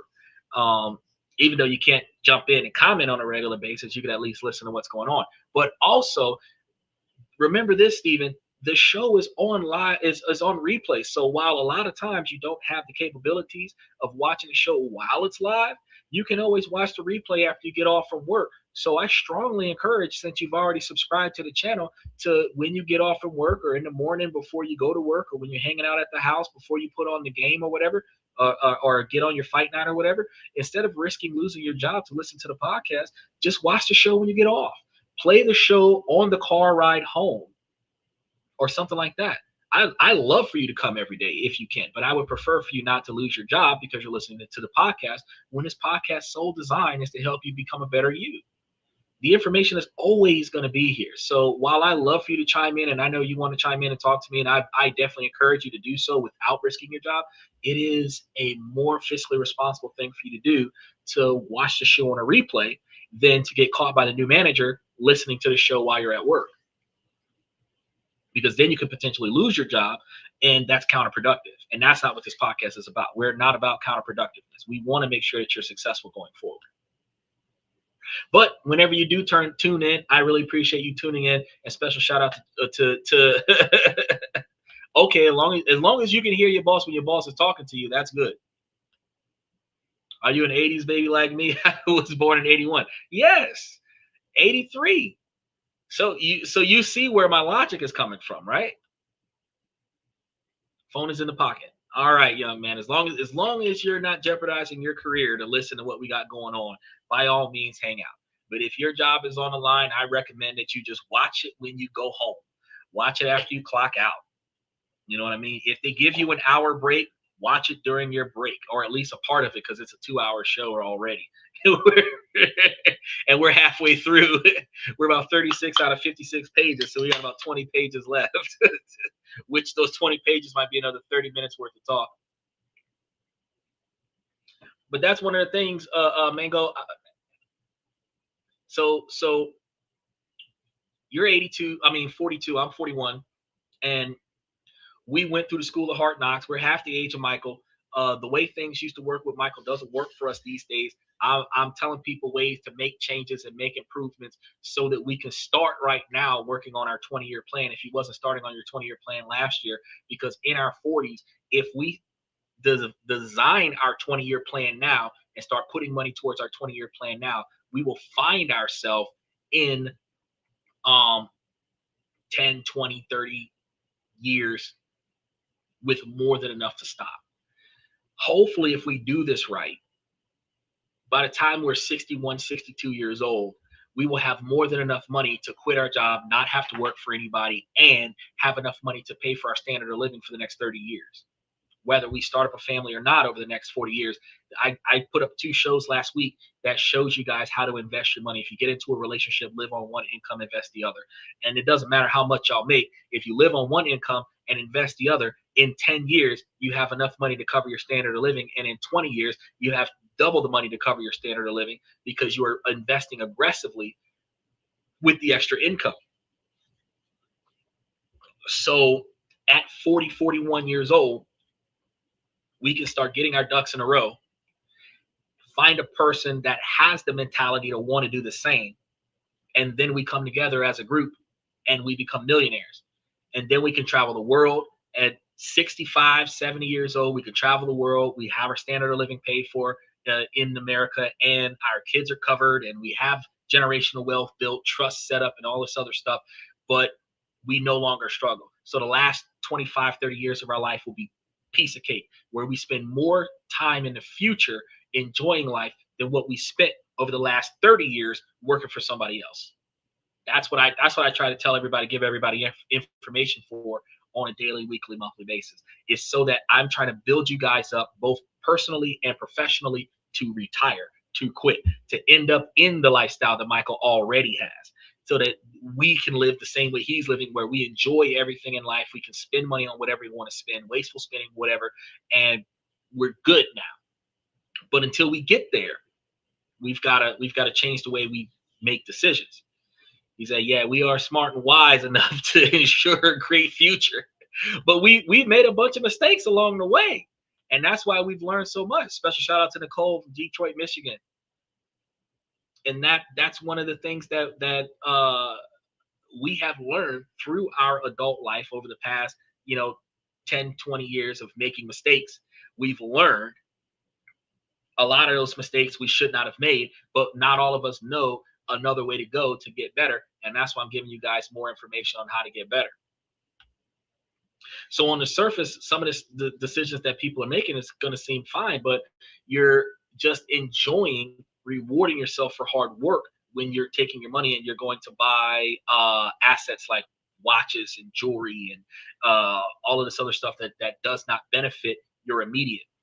Inflation lifestyles is going to be a huge trap that a lot of people get into unknowingly, because it ensures that you never actually get ahead.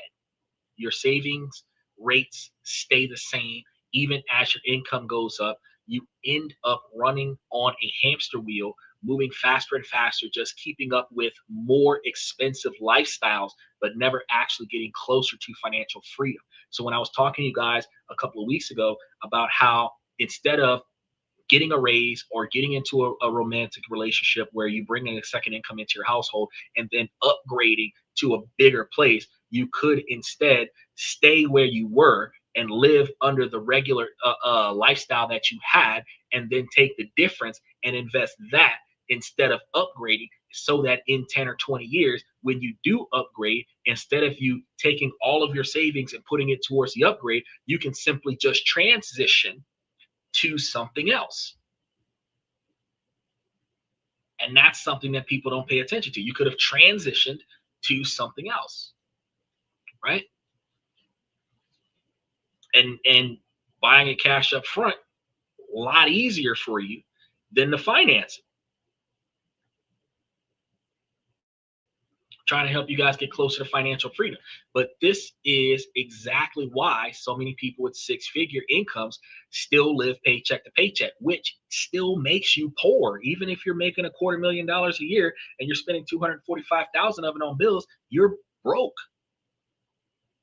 Okay.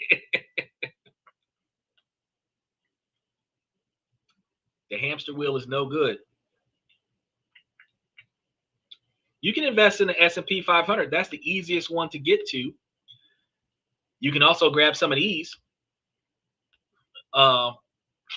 Between 15 and 20% interest. A lot of these are paying either monthly or quarterly. All dividend paying stocks, or at least the largest majority of them, are dividend paying stocks. And the average of them is going to be, if you get all of them or most of them, you're going to be dealing with closer to 15.1% interest, instead of S&P 500 averaging about 9 to 10% interest. And you can build your wealth like that. And then by doubling down on it, because you take your dividends and put it back into your principal, when you add more money to it, you can get your wealth to grow faster than what you could going to the S&P 500. But the S&P 500 is a good way to go. I've got a couple of ETF level broad spectrum investment opportunities in there as well, that, just like the S&P 500, are good for investments over the long term. Especially if you have no idea where to put your money, putting it in the S&P 500 is a good way to do it, because it's going to be like 500 of the most successful companies in the country. But I handpicked 52, and this is probably like 30 something of them. And then I have a second list of the rest that are growth stocks like Tesla and other such stuff that you can put your money towards and offset your growth versus your because I've got real estate investment the real estate investment trust in this list. I also have, oh, it's up here if you're watching it from a 9x16, but if you're watching a 16x9, we also have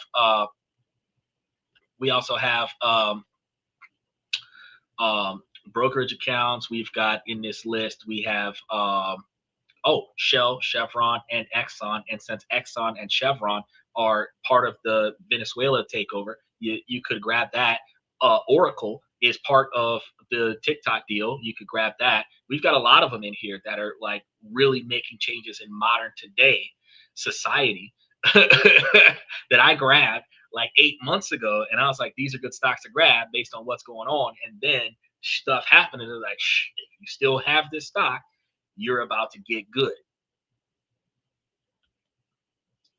The financial experts keep talking about a decline in the value of the dollar and runway deficit. Any thoughts regarding the next 2 years? Well, for those of us who are just getting started with investing, you don't have anything to lose in comparison to the people who have millions of dollars already invested. Any decline, first of all, the decline in the US dollar is only it's going to, first of all, be wrapped up in the cost of inflation because of the increase of cost based on tariffs and other such geopolitical trades. However, um, the deficit is not going to really be that detrimental to people as you would think, because as you make money, you essentially spend money, or at least the average broke-minded person would, because they increase their lifestyle by the money that they make. That is what essentially triggers the inflation, because a product is only worth what people are willing to pay for it. If they add a $20,000 stamp to the new cars in 2025 and people are still buying new cars, cars are going to start costing $15,000 more. If they put a rubber stamp on the cars and start charging $15,000 more for the cars, and people stop buying cars that were made after 2025 and only buy cars that are made before 2025, the cars that were being sold or trying to be sold at a $15,000 increased sticker price would then devalue down to $10,000 to $15,000 below 2024 year's model, and they'll be selling brand new cars in 2026 or 2027, 2 years old with no miles on it, because nobody even wanted to look at it because it cost too much money. The market price is controlled by people spending. So over the next 2 years, if you are living at 30% of your income, and for those of you who started at 90 or 80% of your income, you get it closer to 50% of your income. My advice is for you to start putting more money away into interest bearing accounts that are going to give you that 15 to 18% interest, because those are going to be the ones that you're going to benefit from over the long term when you're generating high wealth over short periods of time, where you're overshooting the 3 to 5% from taxation, and you're going to overshoot the 3 to 4% for inflation, where the average 7 or 8% between taxation and inflation hits your portfolio. So when your 10% increase gets tacked 8%, goes down 3 or 4%, you average 7% take home pay after inflation and taxation. But if you're hitting 15, 18% interest, and I got your question, Mango, you're hitting 15 and 18% interest, and they take 4 or 5% off of that, you still have 10 to 15% more than what you would have had just running into the S&P 500, and you have way more than what you would have spent, than what you would have had if you would have spent it on bullshit. So he said THQ is good. You're talking about the WWE. And I do not disagree. THQ is a decent investment to get into. It has high growth. And since they're now marketing for sales instead of the value of the wrestling game, at the end of the day, if you buy into the stock while the dividends are low, you can get a lot of growth out of that stock, the same way you could get a lot of growth out of the stock of buying Netflix. But if you're looking for higher returns, you ask me, where is the 15% APY dividends list? At the bottom of the screen. Or if you're looking from the 9x16 version, at the top of the screen, it's scrolling across the screen, either up there or down here, depending on where you're looking at me from. You're going to see the list. And in that list, we have iShare Storage, we have AG Mortgage, Two Harbors, Arbor Realty, Armor Residential, Orchid Island. There are many more in there. Prospect Capital is operating at it was $2.47 a share. Now it's at $2.86 per share, which is right around 18% interest right now. Orchid Island is around $9 a share, which is at about 18 or 19% interest right now. AGNC is about 15 or 16% interest at about $10 per share. We just finished messing with Armor Realty and Armor Residential on the 15th of this month, where they are operating at about 14 or 15% interest for each one of those. We've got a laundry list of them scrolling through. Oh, okay. Well, since you just wrote them all down, here goes a second list. That's the growth stocks. Oh, you're talking about THQ, the healthcare growth stock. Oh, okay. Because there's another ticker over there for wrestling after the WWE was sold to, oh, it was TKO, not THQ. I'm sorry. TKO. TKO bought the WWE. But if you buy WWE stock, they they got growth on their side more than dividends. But THQ, the healthcare stock, is actually good stock. If you're buying into healthcare, if you're buying into oil right now, if you're buying into oil, you want to get Exxon and Chevron. Chevron before Exxon, because Chevron's already got boots on the ground. But healthcare and oil, and then real estate investment trusts are good ways to go, because a real estate investment trust have higher volatility, but they have higher dividend payouts with lower entry rates. And for anyone who's trying to expand their portfolio in a short period of time, that is a fantastic way to go. And we've got a large quantity of the ones that cost the least. So instead of getting Johnson & Johnson at almost $200 a share, giving you less than $1 per share, you can buy Prospect Capital that's like $2 a share, where you can get 200 shares of Prospect Capital for the same price of one share of Johnson & Johnson, where at 5 cents a share for Prospect Capital and $1 a share for Johnson & Johnson, you could end up with $5 of Prospect Capital for the same price as $1 for Johnson & Johnson. That's the kind of opportunity cost when you start thinking about investment opportunities. The difference between making 5 times more for a little bit of more volatility. And you can do this buy and hold. You don't have to do the dividend rotation that we've been doing. You can do a buy and hold. And if you did a buy and hold and you just sat on the money, did a buy and hold, you could still see that growth, that 15 to 18% guaranteed growth. Where even with the dividend rotation strategy, if you had ups and downs, you can still see yourself making 30, 40% return on a dividend rotation strategy if you hit more highs than you hit lows. The only difference is taxation markets. Buy and holds have a lower taxation rate than dividend rotation strategy, which we cover all of that on this show. But the only way that you're going to be able to invest is if you spend less money on stuff that doesn't matter. Self-made millionaires see lifestyle inflation as a direct attack on their finances.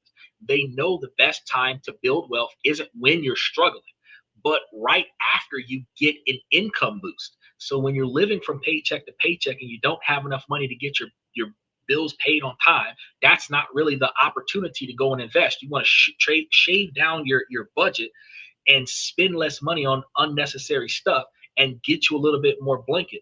Advance pay on some of your bills, get you a little bit more of a blanket, then start investing on stuff. But when you get a raise, broke-minded individuals, their first thought isn't what new things I can buy. That's going to be what they're going to think. The rest of us, how much of this can I invest? That's what needs to be thought. Instead of thinking, oh, I got a pay increase. I got a $15,000 a year pay increase. Instead of saying, oh man, I'm going to upgrade and get me a newer car. No, you get your $15,000 pay increase. I'm going to put $15,000 away in the stocks. I'm going to put it into my 401k, my Roth IRA, my health savings account. Mango, get you a health savings account. And I have a whole show covering the health savings account, because when you're investing in a health savings account and you take money out of your health savings account and put it directly towards your health care, you're paying for health insurance, all of that stuff. The health savings account is tax exempt or tax deferred money, as opposed to a brokerage account. You get the brokerage account too.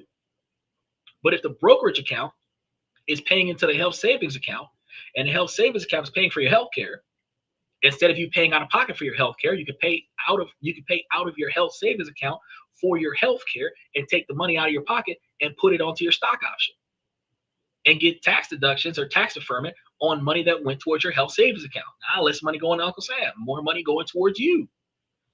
So instead of trying to get that premium A-grade $1,000 a month health insurance policy, you can get you a cheap-ass marketplace policy and put that $800 a month to a health savings account.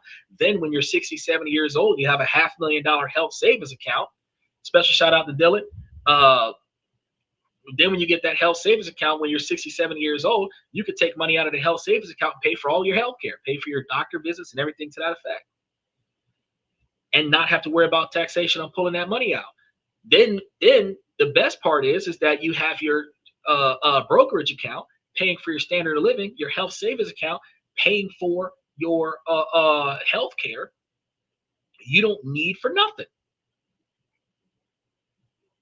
And then you're only really buying what you actually have to buy to leverage more money.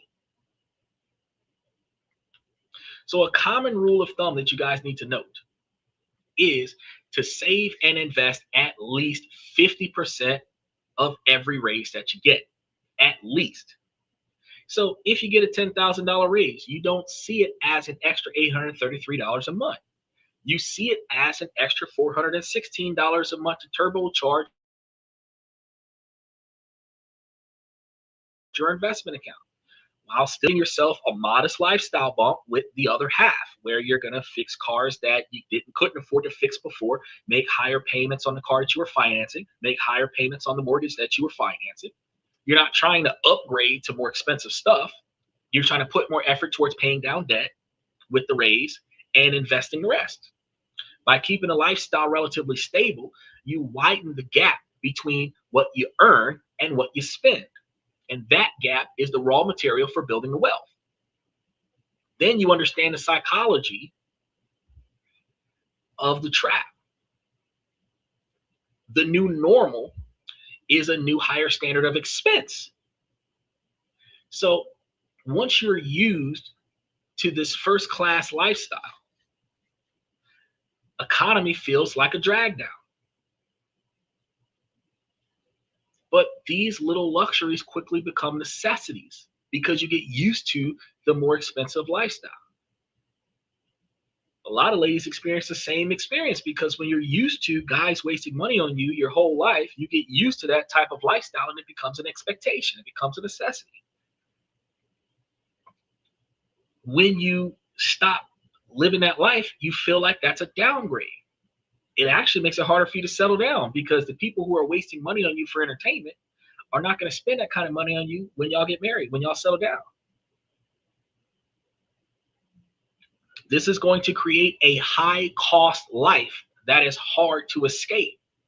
And it's hard for someone else to step in there and fulfill, especially if your high cost life is being funded by 5 different guys. One guy's not going to be able to afford to satisfy that expectation, no matter how rich they are. So by saying I can't afford these upgrades, they are protecting their own financial flexibility and their own financial freedom. So while the math is clear, there are also deeper psychological reasons a millionaire might say I can't afford it. It's not just about the spreadsheets. It's also about managing who they are, their relationships, and sometimes their past. Staying true to themselves is one reason. Many self-made millionaires got there through years of discipline and delayed gratification. Frugality isn't just a tactic, it's a part of their identity.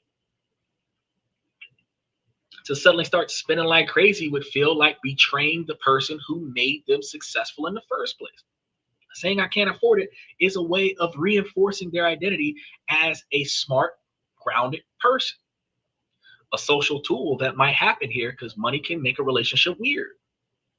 Obvious displays of wealth can create jealousy or awkwardness.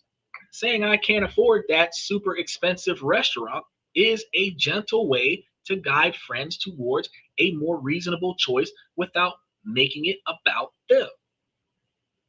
It keeps the focus on the friendship, not the money, unless they're after your money. In the relationship filter, on the other hand, some use this language as a test. It helps them see who's interested in them versus who's interested in their money. So someone who's always pushing for lavish spending or seems disappointed by a modest lifestyle might be showing their true colors. Gold digger status. There's also the fear of losing it all, because for many who grew up with nothing, getting wealthy doesn't erase the deep-seated fear of being poor again. So this is especially true for first generation millionaires who remember what scarcity felt like. No matter how big their net worth gets, a part of them always has that fear. For them, a big purchase can trigger a real emotional anxiety. So when they say they can't afford it, they might be expressing a genuine need for financial security. So if they're not buying flashy cars and watches, where does the money go? It's simple. They buy things that either make them more money, meaningfully improves their life, where they're going to benefit from this purchase on a regular basis, or their most valuable assets, which is time. More time to do more stuff, right? Appreciating assets is always beneficial. This is priority number one. The lion's share of their discretionary income goes back into investments, stocks, real estate, their own business that they started up. They use the money to make more money. He said, people who make a lot of money but are always broke need to get a financial advisor. But why? I like the way you think, but why? Let me ask you a question. Financial advisor is going to charge you between $250 to $300 an hour to tell you the exact same thing that I have been telling you every day of the year, where my membership is like what, $3 or $4 a month for the cheapest membership, and I can give you all of the same information that a financial advisor is going to give you outside of legal certified tax law information. You need somebody to tell you don't spend your money on some bullshit. You don't need to pay $300 for somebody to tell you don't spend your money on some bullshit. You can pay $3 a month for me to tell you don't spend your money on bullshit. You just sat here with me for 2.5 hours where I just told you the difference between buying name brand for 10 times more than buying reasonable is makes no sense. I mean, for real. The first thing you did, I love your mindset. Go get somebody who knows how to save and budget money better so that they can help you do it better. I strongly recommend that. But at the end of the day, the first mistake you made was say, well, go pay for somebody to do it when you're on a podcast where somebody's doing it for you every day of the week. Just go back and watch all the videos. Special shout out to Claudia. Go back and watch all the videos where I showed you how to budget. I showed you how to save. I showed you how to turn off all those subscriptions. I told you how to stop lending money to your friends. Or if you're going to lend money to your friends, lend money to your friends on a contract with interest so that when they borrow money from you, you get back more money from them than what you gave to them. There's a lot of stuff that I'm telling you guys about that. A lot of stuff that the financial advisors aren't going to tell you. But what a financial advisor is going to do, they're going to look at all of your spending and then objectively tell you that the stuff that you're spending is not necessary. If you've got a Netflix, a Hulu, and a Paramount account and a Disney Plus account, you can turn 3 of those off. You don't need all 4 of those. Oh, well, I got Disney Plus for the kids. Then everybody should be watching freaking Disney Plus. You know, at the end of the day, if you're spending $25 a month for 4 different platforms, you might as well just pay for basic cable. You know, there's a lot of stuff that we do. We eat out a lot. We get lavish coffees all over the place. Like Claudia said, budgeting is the answer. We spend so much money eating out. We spend so much money on buying fancy clothes to impress people when we leave the house. Women spend a bunch of money on makeup to impress people when they leave the house. The women that don't have long hair spend money on long hair so that they can impress people when they leave the house. But all of that money, look, Nicole verified it yesterday when we were talking about how that $800 that you could be saving when you're out there in, what country were we talking about yesterday? I don't remember, but we were talking about how in that country you can have an $800 gap of money that can make you $250,000 in about 10 to 20 years. And a lot of women spend that much money on the bundles of hair that they buy to make themselves look good before they even pay the hairstylist to get their hair done. The fact is that what you spend your money on is the problem. Because if you don't need that, if you're not benefiting from that, That is why you're financially hurt. Living from paycheck. Taiwan, thank you very much, Mango. He was here yesterday. I'm thinking about the two countries that I got to talk about before I hit South Korea.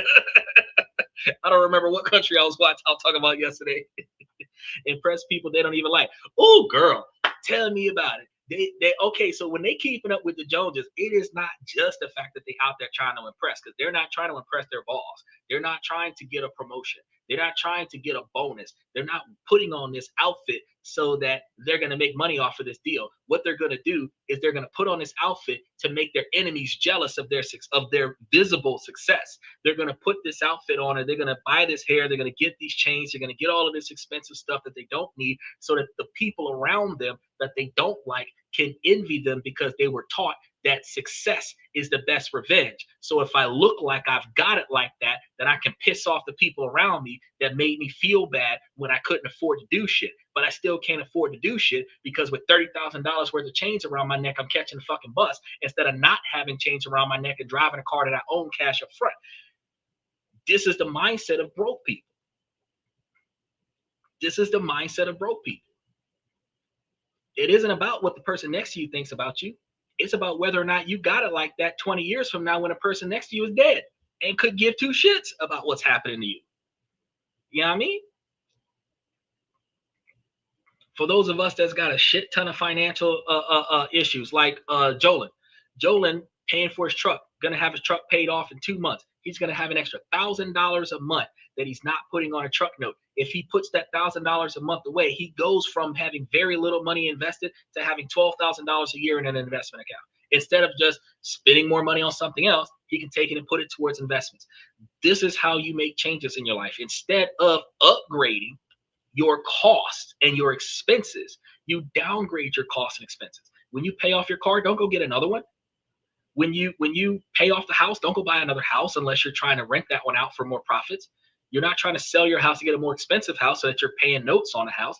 You want to keep what you have, and you want to take the extra money you're no longer spending on the stuff that you used to spend on, and you want to put that somewhere else. If you got kids that's going to school, you want to donate money to the school so it's a tax write-off. That way your kids get better education, better supplies, and you can go and get a tax write-off on that. You want to put your money in places where your money is making money for you. You know what I mean? Or you can pay me and I can teach your kids what they're not being taught in school. How to make, save, and invest money, and how to count, and how to read, write, and do science in 40 different countries around the world. But the fact is that if you're trying to benefit from what you're doing today, you have to put your money in a place where your money is going to be more valuable to you next year, the year after that, and the year after that. Because that car is nice until somebody hits it. That house is nice until somebody burns it down. Your clothes is nice until somebody accidentally throws wine on you and ruins your outfit. Okay? Your shoes are nice until somebody accidentally, deliberately steps on your foot and smudges your shoes. But the value of that stuff is nothing. Clothes that you wear every day, oh yeah, it's very attractive, but it's worth pennies. You spend thousands of dollars on an outfit, but it's worth pennies. You can't bring it to the thrift store and get $100 for your entire closet. You can't bring it to a Goodwill and get $1,000 voucher for all the stuff in your closet. But I know that you spent more than 20 grand on the left side of your closet. I'm not even talking about the right side of your closet. Claudia, you and Nicole, I know y'all got closets that are bigger than mine. Y'all might have stuff in bins and Tupperware off in the corner somewhere. Y'all might have shiffer robes. Y'all got dressers and stuff on top of that. Y'all don't just have a closet. Y'all got stuff. Women have clothes. Women have clothes for seasons. Okay? The women got stuff. They got so many clothes that they only wear it 3 months out the year. Okay? Southeast Asia. No, I'm not in Southeast Asia, but I was talking about Southeast Asia yesterday. And the goal about this was that because over in Southeast Asia, you could have spent $3,000 a month and lived the same middle-class lifestyle that you'd be living in America, and still being able to put almost $700 a month in your savings accounts, and being able to travel and enjoy life and not having to work hard, which is way different than what we got going on here in America, where we living from check to check. She said, I wear the same thing every day. You do not, girl. You do not have the same outfit that you in this photo talking about somebody wear the same clothes every day. Y'all got different clothes. Y'all got different clothes.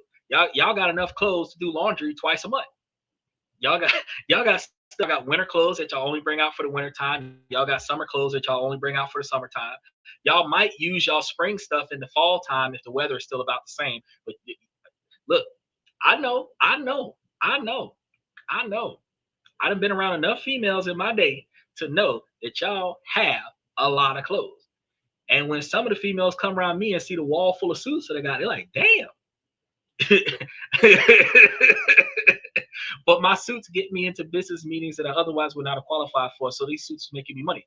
But those are suits that I bought 20 years ago. They're not suits that I buy every day. The dollar value of those suits, I've made my money off of those tenfold. You know what I mean? It's a big difference. There's another thing here. Education and self-improvement, because the wealthy know that they are their greatest asset. So they spend heavily on books, courses, mentors, and coaches, where you guys can come and get a lot of mentorship from me, and it don't cost you $1. But a $2,000 seminar that gives them one idea that makes them $20,000 is a fantastic return. I used to go to those seminars without having to spend all that kind of money, and I would get that information, do my research on it, and then I'm like, ooh, I can make a lot more money doing it a different way without having to spend $2,000 on their seminar. And I did. And now I'm making money for myself. I would say I'm a minimalist. So I don't know how to spell it. No, that's okay. A minimalist is still going to be somebody that does not buy a lot that often. And you try your best to keep it around the things that you need, not so much extra stuff that just looks good at the moment. And I completely understand that. That doesn't change the fact that you may have a larger need than the average man when it comes down to your attire. You know, you with rain clothes versus hot clothes, cold clothes, summer clothes, winter clothes. Y'all got a pretty decent sized wardrobe. You're not sitting there talking about some. I've only got 15 outfits in my entire house. No woman does that. Like literally, I only got like 15 outfits. I can fit my entire wardrobe into one suitcase. No woman does that. Only time a woman is in that kind of situation is when they just got out of domestic violence and they left with nothing. But you've been in the same place for the last 10 years. I know for sure you got at least 2 months worth of clothes in there. I know for sure. Because even if you only buy 1 or 2 outfits at a time, you don't throw nothing away. I know for sure. You got clothes for the heavy days. You got clothes for the light days. You got clothes for when your cycle start. You got clothes when you're not feeling your cycle. You got clothes for all kind of stuff. You got nice clothes. You got clothes to go outside and get dirty with. You got clothes to deal with the kids' bullshit with. You got clothes. You got, I know. So here's another thing, health and wellness. Because while they might skip these fads, their willingness to spend on high quality healthcare, personal trainers, and health food, they're going to see health as a critical asset. So what a good millionaire's mindset would be is that if you're not healthy enough to enjoy the money, there's no reason to get wealthy. I live in the studio. Nope. I wear the same clothes every day. I do laundry on Sunday. Stop playing. I don't believe that. I don't believe it. I don't believe it. You just saying that to contradict the story. I don't believe it. I don't believe it. Now, buyback time. We're going to talk about buyback time. As you get wealthier, your time becomes more valuable than your money. So, wealthier individuals might hire a service to handle errands, not as a luxury, but to buy back hours that they can reinvest in their business, their family, or their health. They aren't buying the service, they're buying the time that they're not going to be spending on that activity. You say I'm serious? All right. I'm not going to change my perspective. I strongly believe that you got a lot more than what you think. Probably got it in storage. You don't really want to go get it. But I mean, over the course, you're in your 30s. You got a lot more stuff unless you lost it all in recent times doing some unexpected catastrophic event that you don't want to talk about.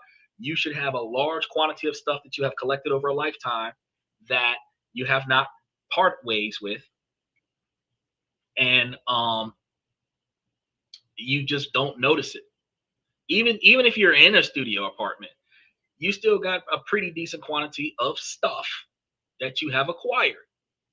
I'm telling you, if it's in a storage unit, that still counts just because it's not in the house. I'm pretty sure, unless catastrophic, because the one thing that is predictable about women is that they collect stuff, whether it is out of necessity or out of impulse buying. Women collect stuff, and women do not part ways with that stuff. They keep that stuff, even if they can't use that stuff, because they might use that stuff in the future. Women collect stuff. And the only time that a woman parts ways with that stuff is when you're in a desperate need for money, or if you know somebody who can benefit from it and you're not using it right now, you might give it away, or you might lend it to somebody you know who can use it while you're not using it. And those are the same people where if you needed something nice, they would lend you something that you could use so that you don't got to go buy nothing extra. But while that's still an area of utility, the fact is, y'all be having stuff. Y'all got way more stuff than the average bro. Way more stuff. It's true. It's true. You might only wear the same outfits every 2 weeks and do laundry twice a month. The fact is, though, that you still have more stuff than the average person. You cannot tell me that if you get rid of everything in your storage unit or pull out everything in your storage unit, that you don't have more than one suitcase full of clothes. You can't. You told me you're a mother. You can't tell me that you don't have more than one suitcase full of clothes and shoes and other stuff. I can't fathom that. I wish I had known this information when I was about 22 years old. And that's why you're here, because I'm going to give y'all this information now so that the next 22 years we can become millionaires. If worst case scenario, that life gets in our way, and we've got to deal with debt, we've got to deal with other such things, that in the next 10 to 20 years, everybody on this show that comes to the show on a regular basis and applies this knowledge after the show is over should make it to a quarter millionaire between 10 to 20 years from now, where at least that $250,000 that you made, or $500,000 that you made over 20 years is paying for the standard of living that you have now, so that when you quit your job, you will be living good. That's what I'll be hoping. She said, I guess I'm not your usual woman, though. I don't know. I barely have enough for rent, yet alone a storage unit. So you'd have fell on hard times, but that still goes on to my scenario. You weren't born on hard times where you ended up with them kids and you were just going through hard times for the last 20 years. Yeah. You didn't move out your mama house and fell on hard times and just stayed on hard times for 20 years. Something happened that you don't have to talk about that put you into a bad spot financially. If you was in a bad spot financially for the last 5 or 10 years because you've been struggling with the kids that you got, it doesn't change the fact that hard times cause you to sacrifice the stuff that you would have kept. And that's the reason why you don't have that stuff. But the average person that goes out of their parents' house into their own life and don't have that catastrophic failure throughout their life, that does not have that forced start over, those individuals, you got everything from your childhood that you never got rid of. You got everything over the last 20 years that you didn't get rid of. Whether it fits or not, it's still there. But when you're in a situation where you barely got a pot and a window because that's all you could carry, that's because you went through catastrophic failure recently, over the last 5 or 10 years. You're recovering from that. So since you're recovering from that, you have not bought anything extra. And that is another reason why you should be watching this show, to find a way to adjust and make a little bit more money in a lot of more different places, so that you can have more money coming in, so that that extra money can be invested into making more money for you, so that you can go from living from paycheck to paycheck, barely having enough money for rent, to having more than enough money to cover your standard of living without having to work. And that's when you can decide to go from a one-room studio to a apartment or a condo or a house. Small house. Doesn't have to be a big house. 2-bedroom house, just fine. 2-bedroom house with very little yard, just fine. I've always had a minimalist mentality, even been in a relationship, but that doesn't change. Okay, so having a minimalist mentality doesn't help if you're spending all your money. You have a minimalist mentality because whatever it is that you could potentially want is outside of your budget. Having a minimalist mentality and capitalizing on that minimalist mentality is being able to clearly state that while I do live in a studio apartment, my standard of living is only 25% of my income. That is a true minimalist mentality. My income is so small that I can barely afford the place that I have. You're not living a minimalist mentality. You are living a financially challenged existence that is beneficial from the minimalist mentality. I'm just being honest now, because um, if I'm making 100,000 a year and I'm living your lifestyle, that's a minimalist mentality. If I'm making 20,000 a year and I'm living your lifestyle, that is a financially challenged lifestyle. It's not really a minimalist lifestyle. You just don't have enough to do more. But if you had enough, you might make more financially expensive decisions. Not now because you're watching a show, but before you started watching the show, you might have made more financially expensive decisions when you have more money to access. And one of the reasons is because the average person who has been on a financially stringent lifestyle ends up with the financial freedom to get more. They may indulge to offset the previous existence of not having. Going from not having enough to having the capabilities of getting too much, a lot of people expand their financial growth. So once you get more money in, you go from barely being able to pay the bills to having enough money to pay for two places at the same time. You might start buying extra stuff that you don't need because you have more money to spend. Your ability to impulse buy is encouraged by the fact that you have more capital accessible. But a true minimalist mindset would be that even though you make 3 times more money than your cost of living, you're not spending that much. And you're not going to upgrade. Instead, you're going to take the other 2/3 of your income and invest it so that in 5 or 10 years, 15, 20 years, you can quit your job, your kids going to college, and you don't have to work anymore. That's a minimalist mindset. But I understand where you're coming from. I used to be in that situation where I lived from check to check too. But $75,000 a year and still trying to put in double overtime to make more money because I'm spending more money than I make. I learned from my own personal experiences as well as all the research that I've been doing for the show over the past 3 years that I could have bought a house that costs 1/3 of that price. I could have had a lifestyle that costs 1/3 of that price and put the extra 50 grand a year somewhere else where I had plenty of money to do the things that needed to be done. So that even today, I would have a hell of a lot more than what I have right now to invest more in myself and invest more in my time and invest more in a lifestyle that when I get older, I will be able to enjoy life and enjoy time instead of wondering where my next dollar is coming from. So make sure that if you didn't watch Tuesday's show, you go back and take a look at Tuesday's show and look at other ways that you can make money off of the computer in addition to whatever you do for a living right now, because that'll help you bring in extra money. And those ideas don't even really cost you a lot of money to get started. You can just get out there and start piloting things and start getting stuff done. And as you get stuff done and start turning over profits, you can find yourself making a lot more money than you used to make. Oh shit. She said their dad's a millionaire and he kept telling me it's okay, you can buy. And I kept my my minimalist mentality the same. And I think my mentality will be the same forever. Well, he ain't there no more. So even though he was a millionaire, everything that he got that you didn't have to get for yourself, you still had more. Then when he left, that's why you're on hard times now, because your lifestyle changed from the millionaire status that he had to the status that you have now. And while you were able to do without, you have developed okay, so there is a difference from the minimalist mindset and the mindset of doing without.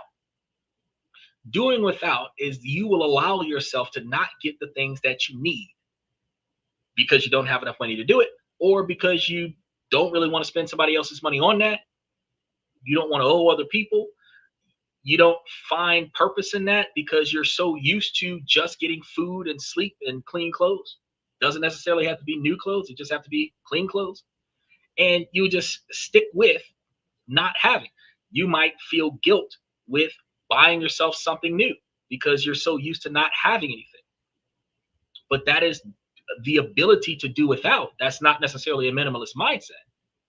A minimalist mindset is that you personally don't get what you don't need, but you get everything that you need.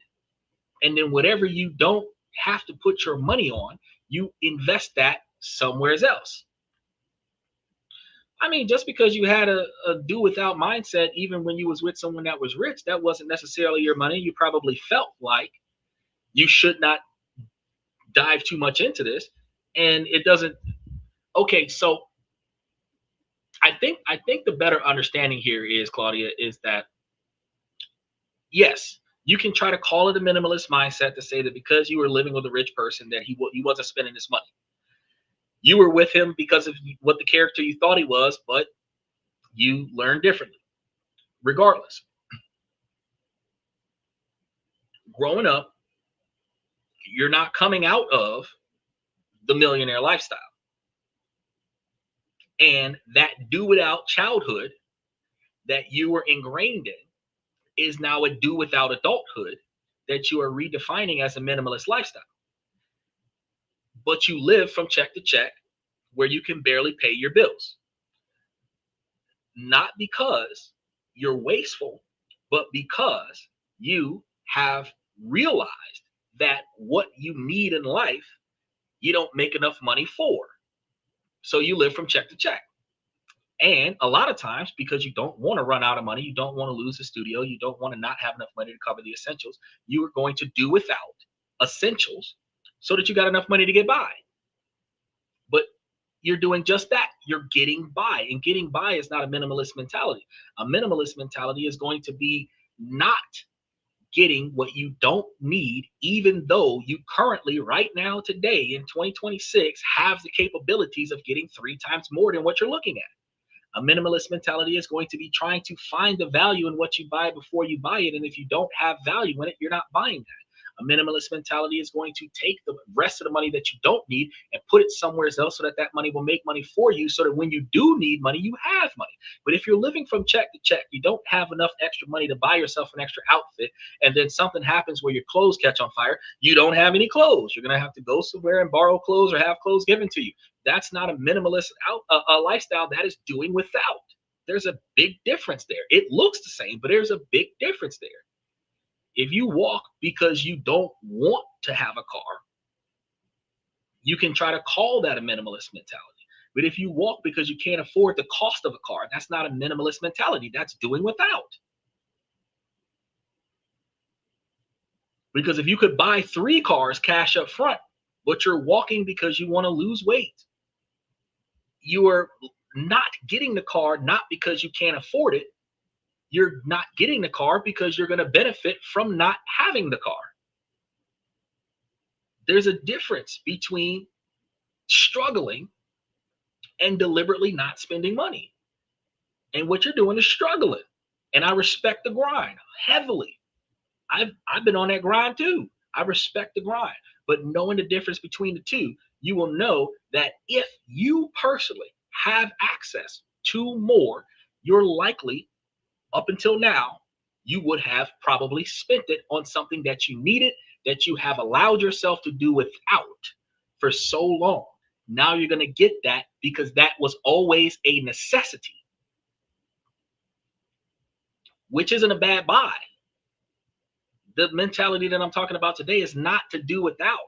The mentality that I'm talking about today is to not unnecessarily get things that you don't need. So instead of buying name brand, you buy non-name brand. You buy store bought or store brand because it's cheaper and it's probably got better quality. But I could, like your boy said, get a financial advisor. If you show me some of the things that you buy on a monthly basis, I could probably find you a cheaper version of the same thing. Some of the stuff, there's some stuff that you might be paying for right now that I could probably show you that if you did without that, you could probably still get. a little bit more money here and there, where you could go from every penny is spent when your check comes in to maybe having $100 or $200 left over on each one of your paychecks, where $200 a month going into a brokerage account could still build you generational wealth. Not as much as somebody putting away 40 grand a year, but you could still build. You could at least build an emergency fund that way. You could at least have an oopsie daisy fund. I mean, there's a big difference there. A lot of people, when they start building a lot of extra money on their wealth, start valuing experiences over things. So when they do spend on luxuries, it's often on experiences, not stuff. They prioritize travel, hobbies, and making memories with people that they love, which is another thing that I try to encourage you guys to do. Because if you're building your wealth now, because all women love to travel, but they never get to travel. If you're building that millionaire status now, in 10 or 20 years, you might be able to travel to 15 or 20 different countries and have enough money to afford to do that, instead of every weekend going and hanging out with the girls at the local pub or whatever, the local watering hole. So an amazing trip with family pays a dividend of memories for a lifetime, while a new gadget is often forgotten in a year or so. The phrase "I can't afford it" in this particular scenario is one of the most misunderstood in all of personal finance. And we've been taught to hear it as a sign of weakness, not having enough. And a lot of times, not having enough, we try to redefine not having enough. Be proud that you're in a situation where you're making it, even if you don't have enough. But work towards changing that. In the language of wealth, it's also a declaration of power, because it is a tool of discipline. It is a statement of priority. So, like Claudia's minimalist mentality, not buying stuff that you don't need for any reason is fantastic. Not buying what you do need is not fantastic. It's knowing that there is a true cost of something that isn't the price, but the future that you give up to have it, the opportunity cost. But recognizing that things that you need, while you might be able to get by without having it, like, for example, not getting a new pair of shoes. You need a new pair of shoes. Go buy you a new pair of shoes. You don't have to go buy you a brand new pair of Jordans, but you could go buy you another pair of New Balances with some inner soles so that your feet don't hurt. Claudia, that's not a lot of money. It's $35 for some shoes, $15 more for some soles. You spent $50 for a pair of shoes you're going to wear for the next 2 years, and you're going to thank me for them as soon as you go buy those shoes, as opposed to some red bottom heels with the Velcro strip on the bottom of it, got your toes crunched up with one another. Yeah, you look cute. Your calves look swole up in them things, all sexy and everything like that, but your feet hurt when you get out them damn shoes. Why spend $1,500 on some shoes that make your feet hurt, when you can spend $50 on some shoes that not only support your spine and your posture, makes your feet feel better, gives you the ability to stand on your feet and work for a longer period of time so that you can make more money, make money for you. The difference between the two, the shoes pay for themselves. If you're not exhausted with your feet hurting when you get off from work, the shoes then pay for themselves. Necessity, utility. That's what we're talking about. It is the wisdom to see that financial freedom is built not by what you buy, but by what you don't buy, so that you can invest what you didn't spend money on to what really matters. It's choosing the silent compounding power of an asset over a loud temporary thrill of a liability. So the next time that you're about to make a purchase, or in Claudia's sake, the next time you're about to avoid a purchase, I challenge you to ask that millionaire question. Don't just ask, can I buy this or can I afford this? Ask yourself, what is the true opportunity cost here? Is this an absolute best job for this money, or does my future self have a better plan for it? If you adopt this mindset, this is the first and most important step to building real wealth. It is not about depriving yourself, about empowering yourself. You understand? Opportunity cost. Yes. So opportunity cost, Dylan, we were talking about this 2 hours ago, 3 hours ago. Opportunity cost is the difference between buying this item at its current expense or not buying it, or buying something cheaper than that that does what you need it to do. For example, the example that we utilize, a better example utilized, is like the difference between buying a $350 pair of Jordans because they're Jordans versus buying a $35 pair of New Balances.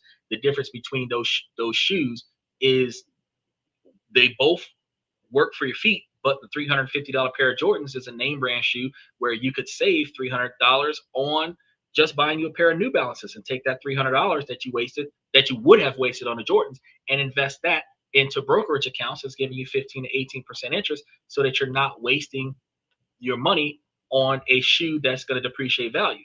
We also utilize this in an example like the difference between buying a $60,000 car versus buying a $30,000 car, where the difference between those two cars, the $30,000 difference, if you invested that and left it there for the life of the car, you would have made almost $200,000 over the same timeline that you would have lost out on the depreciated value of the car. Opportunity cost, the difference between buying something that you need now because you benefit from it versus the buying something that you don't need just for the sake of impressing other people to say that you have it. The difference between buying something for the sake of personal luxury, like upgrading a flight to first class just to say that you flew first class, versus riding economy and simply investing that money into your future, where your future, you now have hundreds of thousands of dollars to pay for the travel, to pay for the first class, to pay for the expensive clothes, pay for the lavish lifestyle later in life, where you're living off of the interest instead of living off of the principal, because it's harder to replace the principal than it is to replace the interest. That's opportunity cost. The Shaq shoes are almost identical to the Jordan shoes, and they are only 23 at Walmart. Okay, that's an exact example. So you can get you some Shaquille O'Neals instead of getting you some Michael Jordans, and you can go get them from Walmart for $23. So opportunity cost. If you needed a larger size shoe, instead of getting the size 13, size 14, or size 15 Jordan shoe for $400-500, you can get you a size 14, 15, 16 Shaq shoe for $23 at Walmart. The difference in money is that you take the extra money that you would have put on those Jordans and you invest that into a brokerage account that would be paying you dividend interest over years to come, so that when you do need money, you have it. But if you don't need money, you have the ability to retire, so that eventually you can stop working for yourself. You can stop working for someone else, because now your money is working for you. You can hang out at the house and do nothing, or you can travel, or you can get you a hobby job. Where Tuesday's show, we talked about different things that you can do to make money as a hobby that doesn't require a car, where you can work off of the computer. And if you stack that on top of whatever income that's coming in, you'll be able to build that up to have extra money coming in, and not actually be stressing yourself out with work. The only caveat to this is I only wear them in the winter or fall, because my jeans cover them up. They feel the same too. Well, it doesn't matter if your jeans are covering them up if you're buying them for yourself for the sake of comfort. That is the difference between buying luxury versus buying for utility. Buying for utility, it doesn't matter if anybody can see the shoe. Your jeans can cover them up, but they feel comfortable on your feet. They get you where you need to go. It doesn't matter if you wore shorts and you wore those shoes, they're comfortable on your feet. They get you where you need to go. You buy the shoes for convenience, not for, well, you don't buy them for convenience, you buy them for utility. If you're buying them for the name brand, if you're buying them for the style, then at the end of the day, you're not really buying them for utility. But if you bought them because they fit and you needed new shoes, you're buying them for utility. You know what I mean? You say you only wear the shoes in the fall, in the winter and the fall. I bought a pair of shoes that I only wear to walk the dog, but it is 30 degrees outside. Those shoes are keeping my feet warm. The shoes that I wear when I leave the house, when I'm going to TSA, when I'm going to court, they're not the same shoes. Why are they not the same shoes? Because the shoes that I wear to walk the dog are not going to make it past TSA. They got metal zippers on them.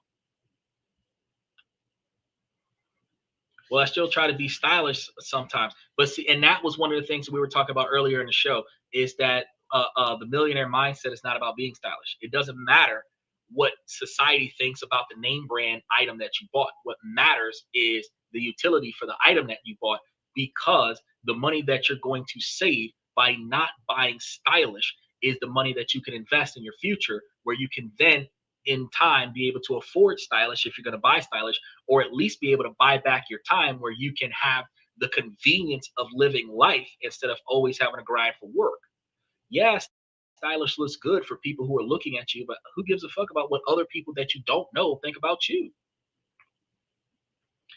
Self-esteem is about how you feel about yourself. So if you like the shoes, they could be some Pro Wings from Payless. If you like, if the shoes are comfortable, that's on you. But our conditioning from our society is that we have to wear shoes that when people walk past us, they got to compliment the shoes that we wear. But if all you do is drive for a living, you walk out of your house and you walk into your car and nobody sees your feet from the back seat. So who cares what kind of shoes that you wear? Is that get totally different if it is actually for going to work out or something, right? Exactly. That's what I'm saying. If you were getting the shoes differently to go work out, it would be something else. It would be something else. Who gives a shit about what people think about? If you were going to the gym, you could be good, bro. I actually seen a comedy show where a dude was wearing Uggs, and people think that Uggs are girl shoes only because girls wear them and they look real nice. But this dude knew the history. Uggs were made for dudes, and girls used to wear dude stuff. They always do, and now they made the shoes look so good. Then when Uggs started going peak for chicks, people stopped remembering that used to be a guy shoe. So dude looked at the name brand shoe Uggs because they automatically think it's a girl's shoe. But the the shit, it's a shoe. Who fucked them? Yeah, I did kind of slide right into that. That was an accident. That was an accident. But it is esteem of yourself. And so why do you give a fuck about what other people think about the shit on your feet? You know what I mean? Because society has made it very hard to get away from stylish clothes. No, society has not. Your social mentality has made it hard for you to get away from stylish clothes, because I, on a annual basis, only wear suits. You have never seen me on this show over the past 3 years with a name brand anything on. I do not wear Gucci, Louis Vuitton, Prada, nothing like that. None of my shoes got names on them.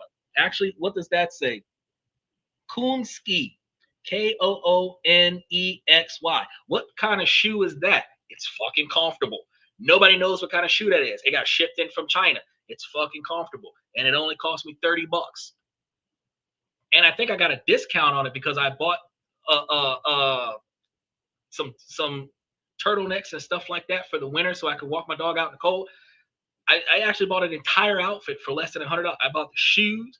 I bought 2 pairs of pants. I bought some turtlenecks, a few shirts. I think I bought some shit for my car, all for under $100 because I needed it for the wintertime. And at the end of the day, you bought a pair of Shaqs for $23 for style, but nobody's looking at your feet. Nobody's looking at my feet. He's at Cat Williams where they were making hats. Quick question. Why are you always wearing sunglasses indoors? Okay, so I wear prescription glasses because there's a spotlight to the top right of me that negatively impacts my light sensitivity. And they're $850 for 1 pair of glasses. And they're mandatorily required. They're on my driver's license. They're on my passport. I can't drive my vehicle without these glasses on. I can't cross country lines without these glasses on. If I wasn't wearing these glasses, Homeland Security would be like, who the fuck are you? They are a permanent fixture to my face. That is kind of complicated in relationships because women love to see your eyes, and you kind of can't unless it's a dark room. But When we're out at the club hanging out, if I was to go out to a club with my homeboys as a designated driver, and back when I was in college days, and the drunk girls used to run up and they love the mystery and they want to grab my glasses, and I have to stop them real quick and let them know that they can't touch my glasses because my glasses cost more than they do. And it it looks like an ego thing, but $1,000 to replace them, and she ain't got $1,000. She's not worth replacing these glasses. Again, the millionaire mindset is utility. I only spend this kind of money for the ability to see, but I would not spend. And these cost more than Ray-Bans. Ray-Bans are like $200. They're ugly. People buy them because the dude's name is on them, and you can't really go anywhere with them, right? So I'm like, bro, like when somebody gives me a name brand pair of sunglasses, I think about how much money they wasted to look cool. When my prescription glasses cost more than that, I look just as cool. But yes, to answer your question, I would be blind without them. But I also have privileges that other people don't have. Because it's hard out there for a pimp. I'm trying to get the gas money for the rent. But that's what I'm trying to tell you, bro. So instead of paying attention to what other people think about you, you need to buy for utility. You need to buy for utility. It is hard out there for a pimp. But the reason why it's hard out there for a pimp is because everybody out there pimping to pay for the hoes instead of them putting the money in their pocket. True pimps got money from society and put it in their pocket. That's why they was able to get all them expensive cars and clothes. Everybody else is calling it pimping because they're going out there and working for all the money so that they can spend it on a broad. And she ain't got no money neither because she got 7, 8 dudes paying for her and she broke too. You know what I mean? Society fucking up with their money. That's what the logic behind today's show was. If you prioritize spending, you don't have to live broke all the time. You can live on less so that you can invest more. You're not living on less because you have less. You want to live on less so that you can get more. Did I tell you before? You remind me of a guy from The Matrix. Oh, which guy? Because I know somebody said Trixie, the dude that got killed first. I was like, damn. You couldn't pick out one of the main characters. You couldn't pick out one of the ones that made it to the end. You had to pick out the dude that died first. Like, dang. I would have did. You could have called me Mr. Smith. I would have felt good because at least Mr. Smith made it to the end of the series. Damn, you picked one of the people that got picked off in the first half of the first season, first episode. I was sitting over here looking like, damn. I just watched a great article how men are wilding because they are lonely without purpose. Thank you. I appreciate that, Dylan. I'm going to make a show about that. I'm going to make a show about that. Men out here wilding because they are lonely without purpose. It's not just because they're lonely. It is because they're without purpose. So men are paying for affection and physical intimacy because they're lonely. But men are being reckless with their decision making because they have no purpose. And that's two different issues that are combined together because one, women do not treat men with value. They broadcast that they don't need the man and that the man has no value or no worth to them, but they take all the money out of the man's pocket. Men are rejected often. And then outside of being rejected often, men have a hard time with finding that companionship. And guys don't really come together as a collective and provide emotional support for one another. We just don't. It's not in our nature. So ultimately, we're living a life with no responsibility because if we don't have kids, if we don't have a family that we're dedicated to, if we're in the friend zone, we're dedicated to the girl that we're in the friend zone with because we don't have a person to dedicate ourselves to. And then we're spending all this money for somebody else. We're always spending money for somebody else, whether we're paying for our friends' fuck ups, or we're paying for a chick in a friend zone, or we're paying for the friends with benefits, or we're picking up girls from Backpage, or we're spending a bunch of money on OnlyFans. Or some of us spend a bunch of money on video games and find meaning in an arcade lifestyle because we don't have purpose.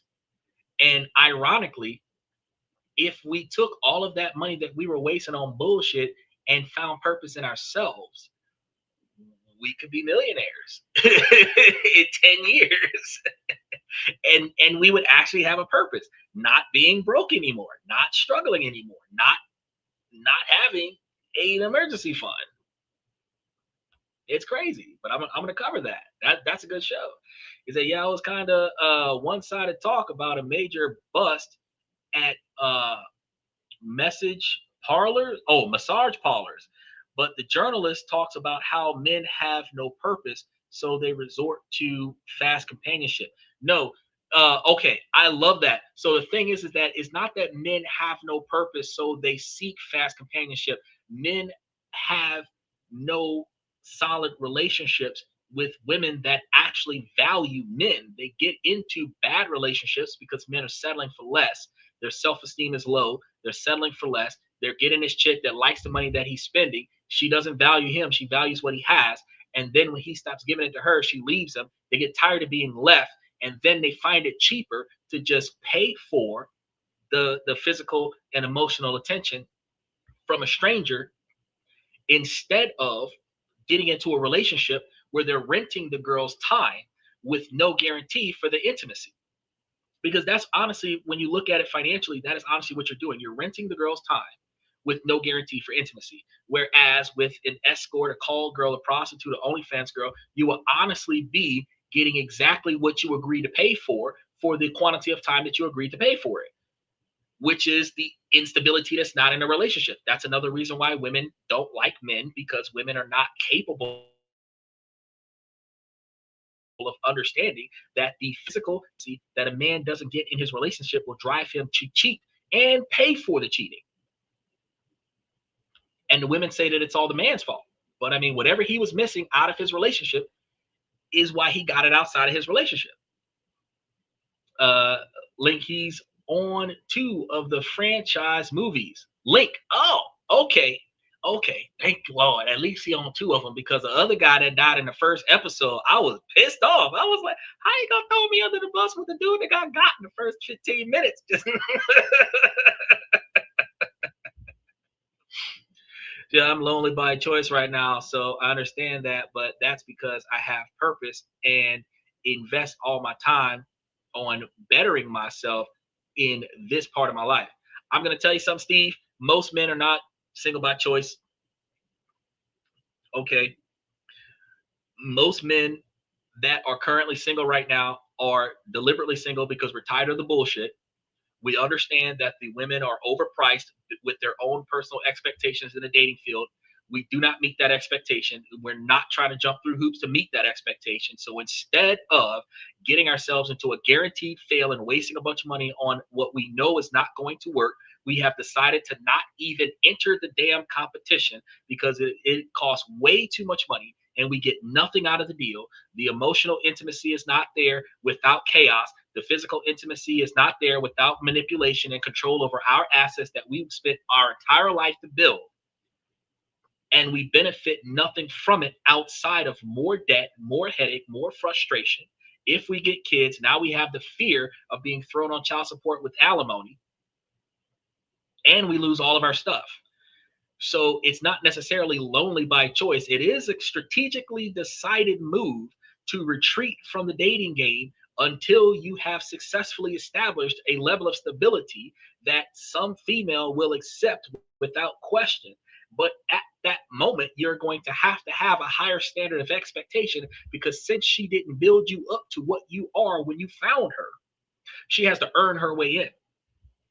Now, if you find one right now this week that has been watching the show, that's like, shit, 2 broke people, 40, 50,000 a year, can come together at 90,000 a year and make themselves multimillionaires in 10 to 15 years, 20 years. And she brings you that proposition and she tell you, hey, you meet, let's get together. Let's build a trust. Let's put this money up in a location where we're going to make money for us. That way in 10, 15 years, we can quit working. We're going to live happy. You would not tell her no. But the girls right now that you and I would come across more often than not would ask us how much money we're willing to spend on the first date. What expensive 5-star restaurant are we going to take them to? Buy me this, take me here, get me that. do this, do that, do the other, and the most we're going to get out of the situation is some good sex, hopefully. They're going to complain about doing the household chores. They're going to complain about doing stuff to help us out when we're at work. They're going to complain about if children are involved. They're going to complain about always having this. They're going to complain about that. They're going to complain about the other. And at any point in time, they find a dude with more money that's willing to spend on them. They're out.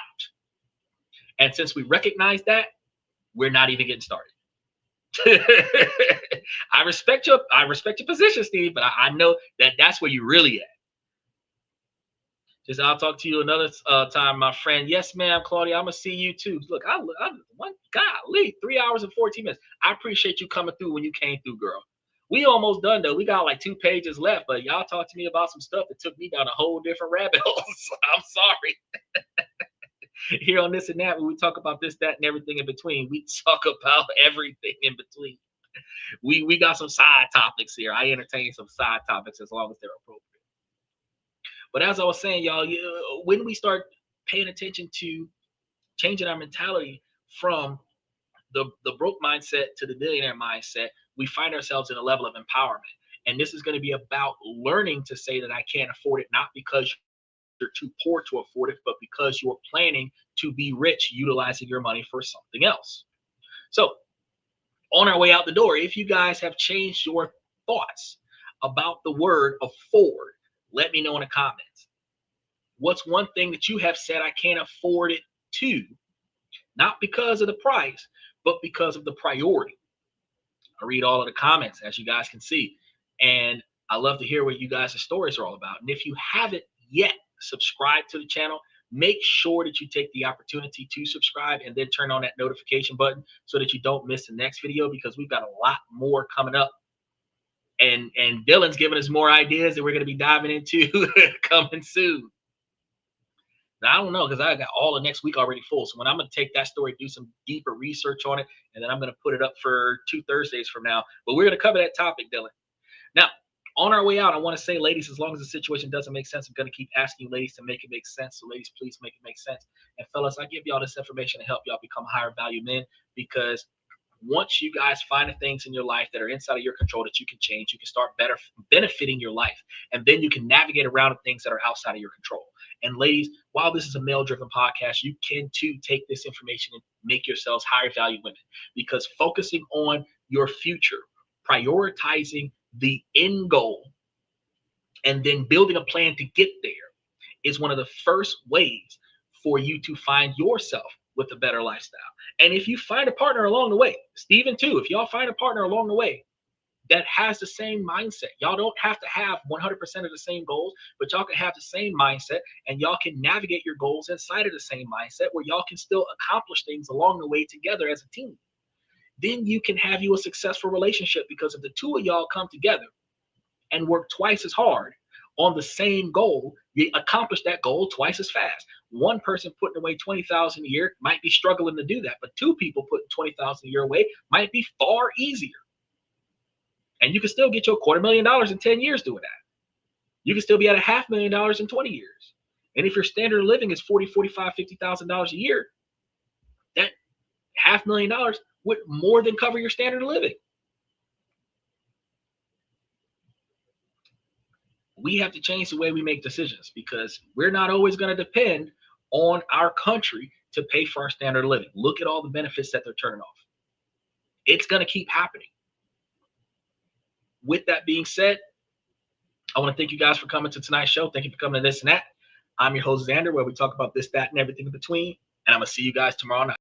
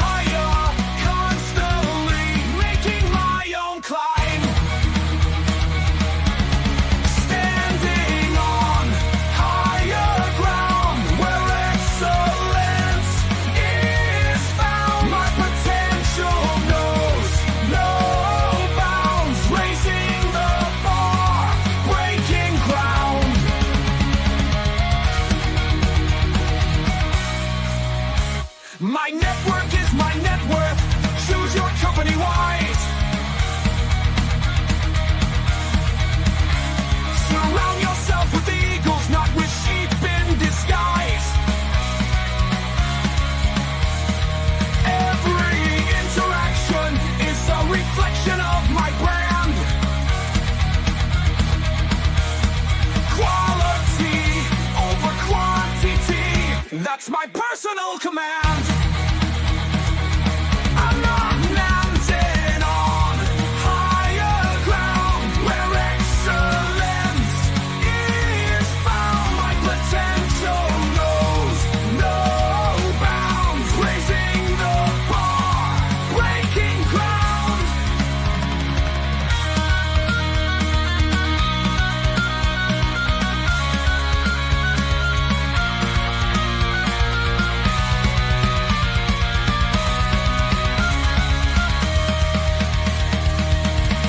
I'm not just living, I'm manifesting my vision, cutting through limitations with surgical precision. My expectations are my compass, my respect is my shield to mediocrity and chaos. I will never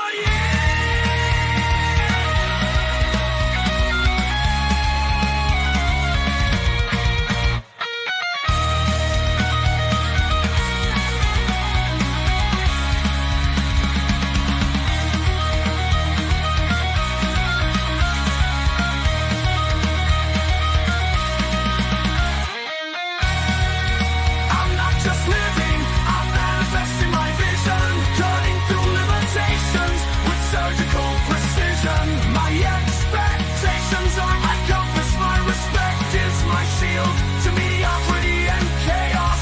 I will never yield.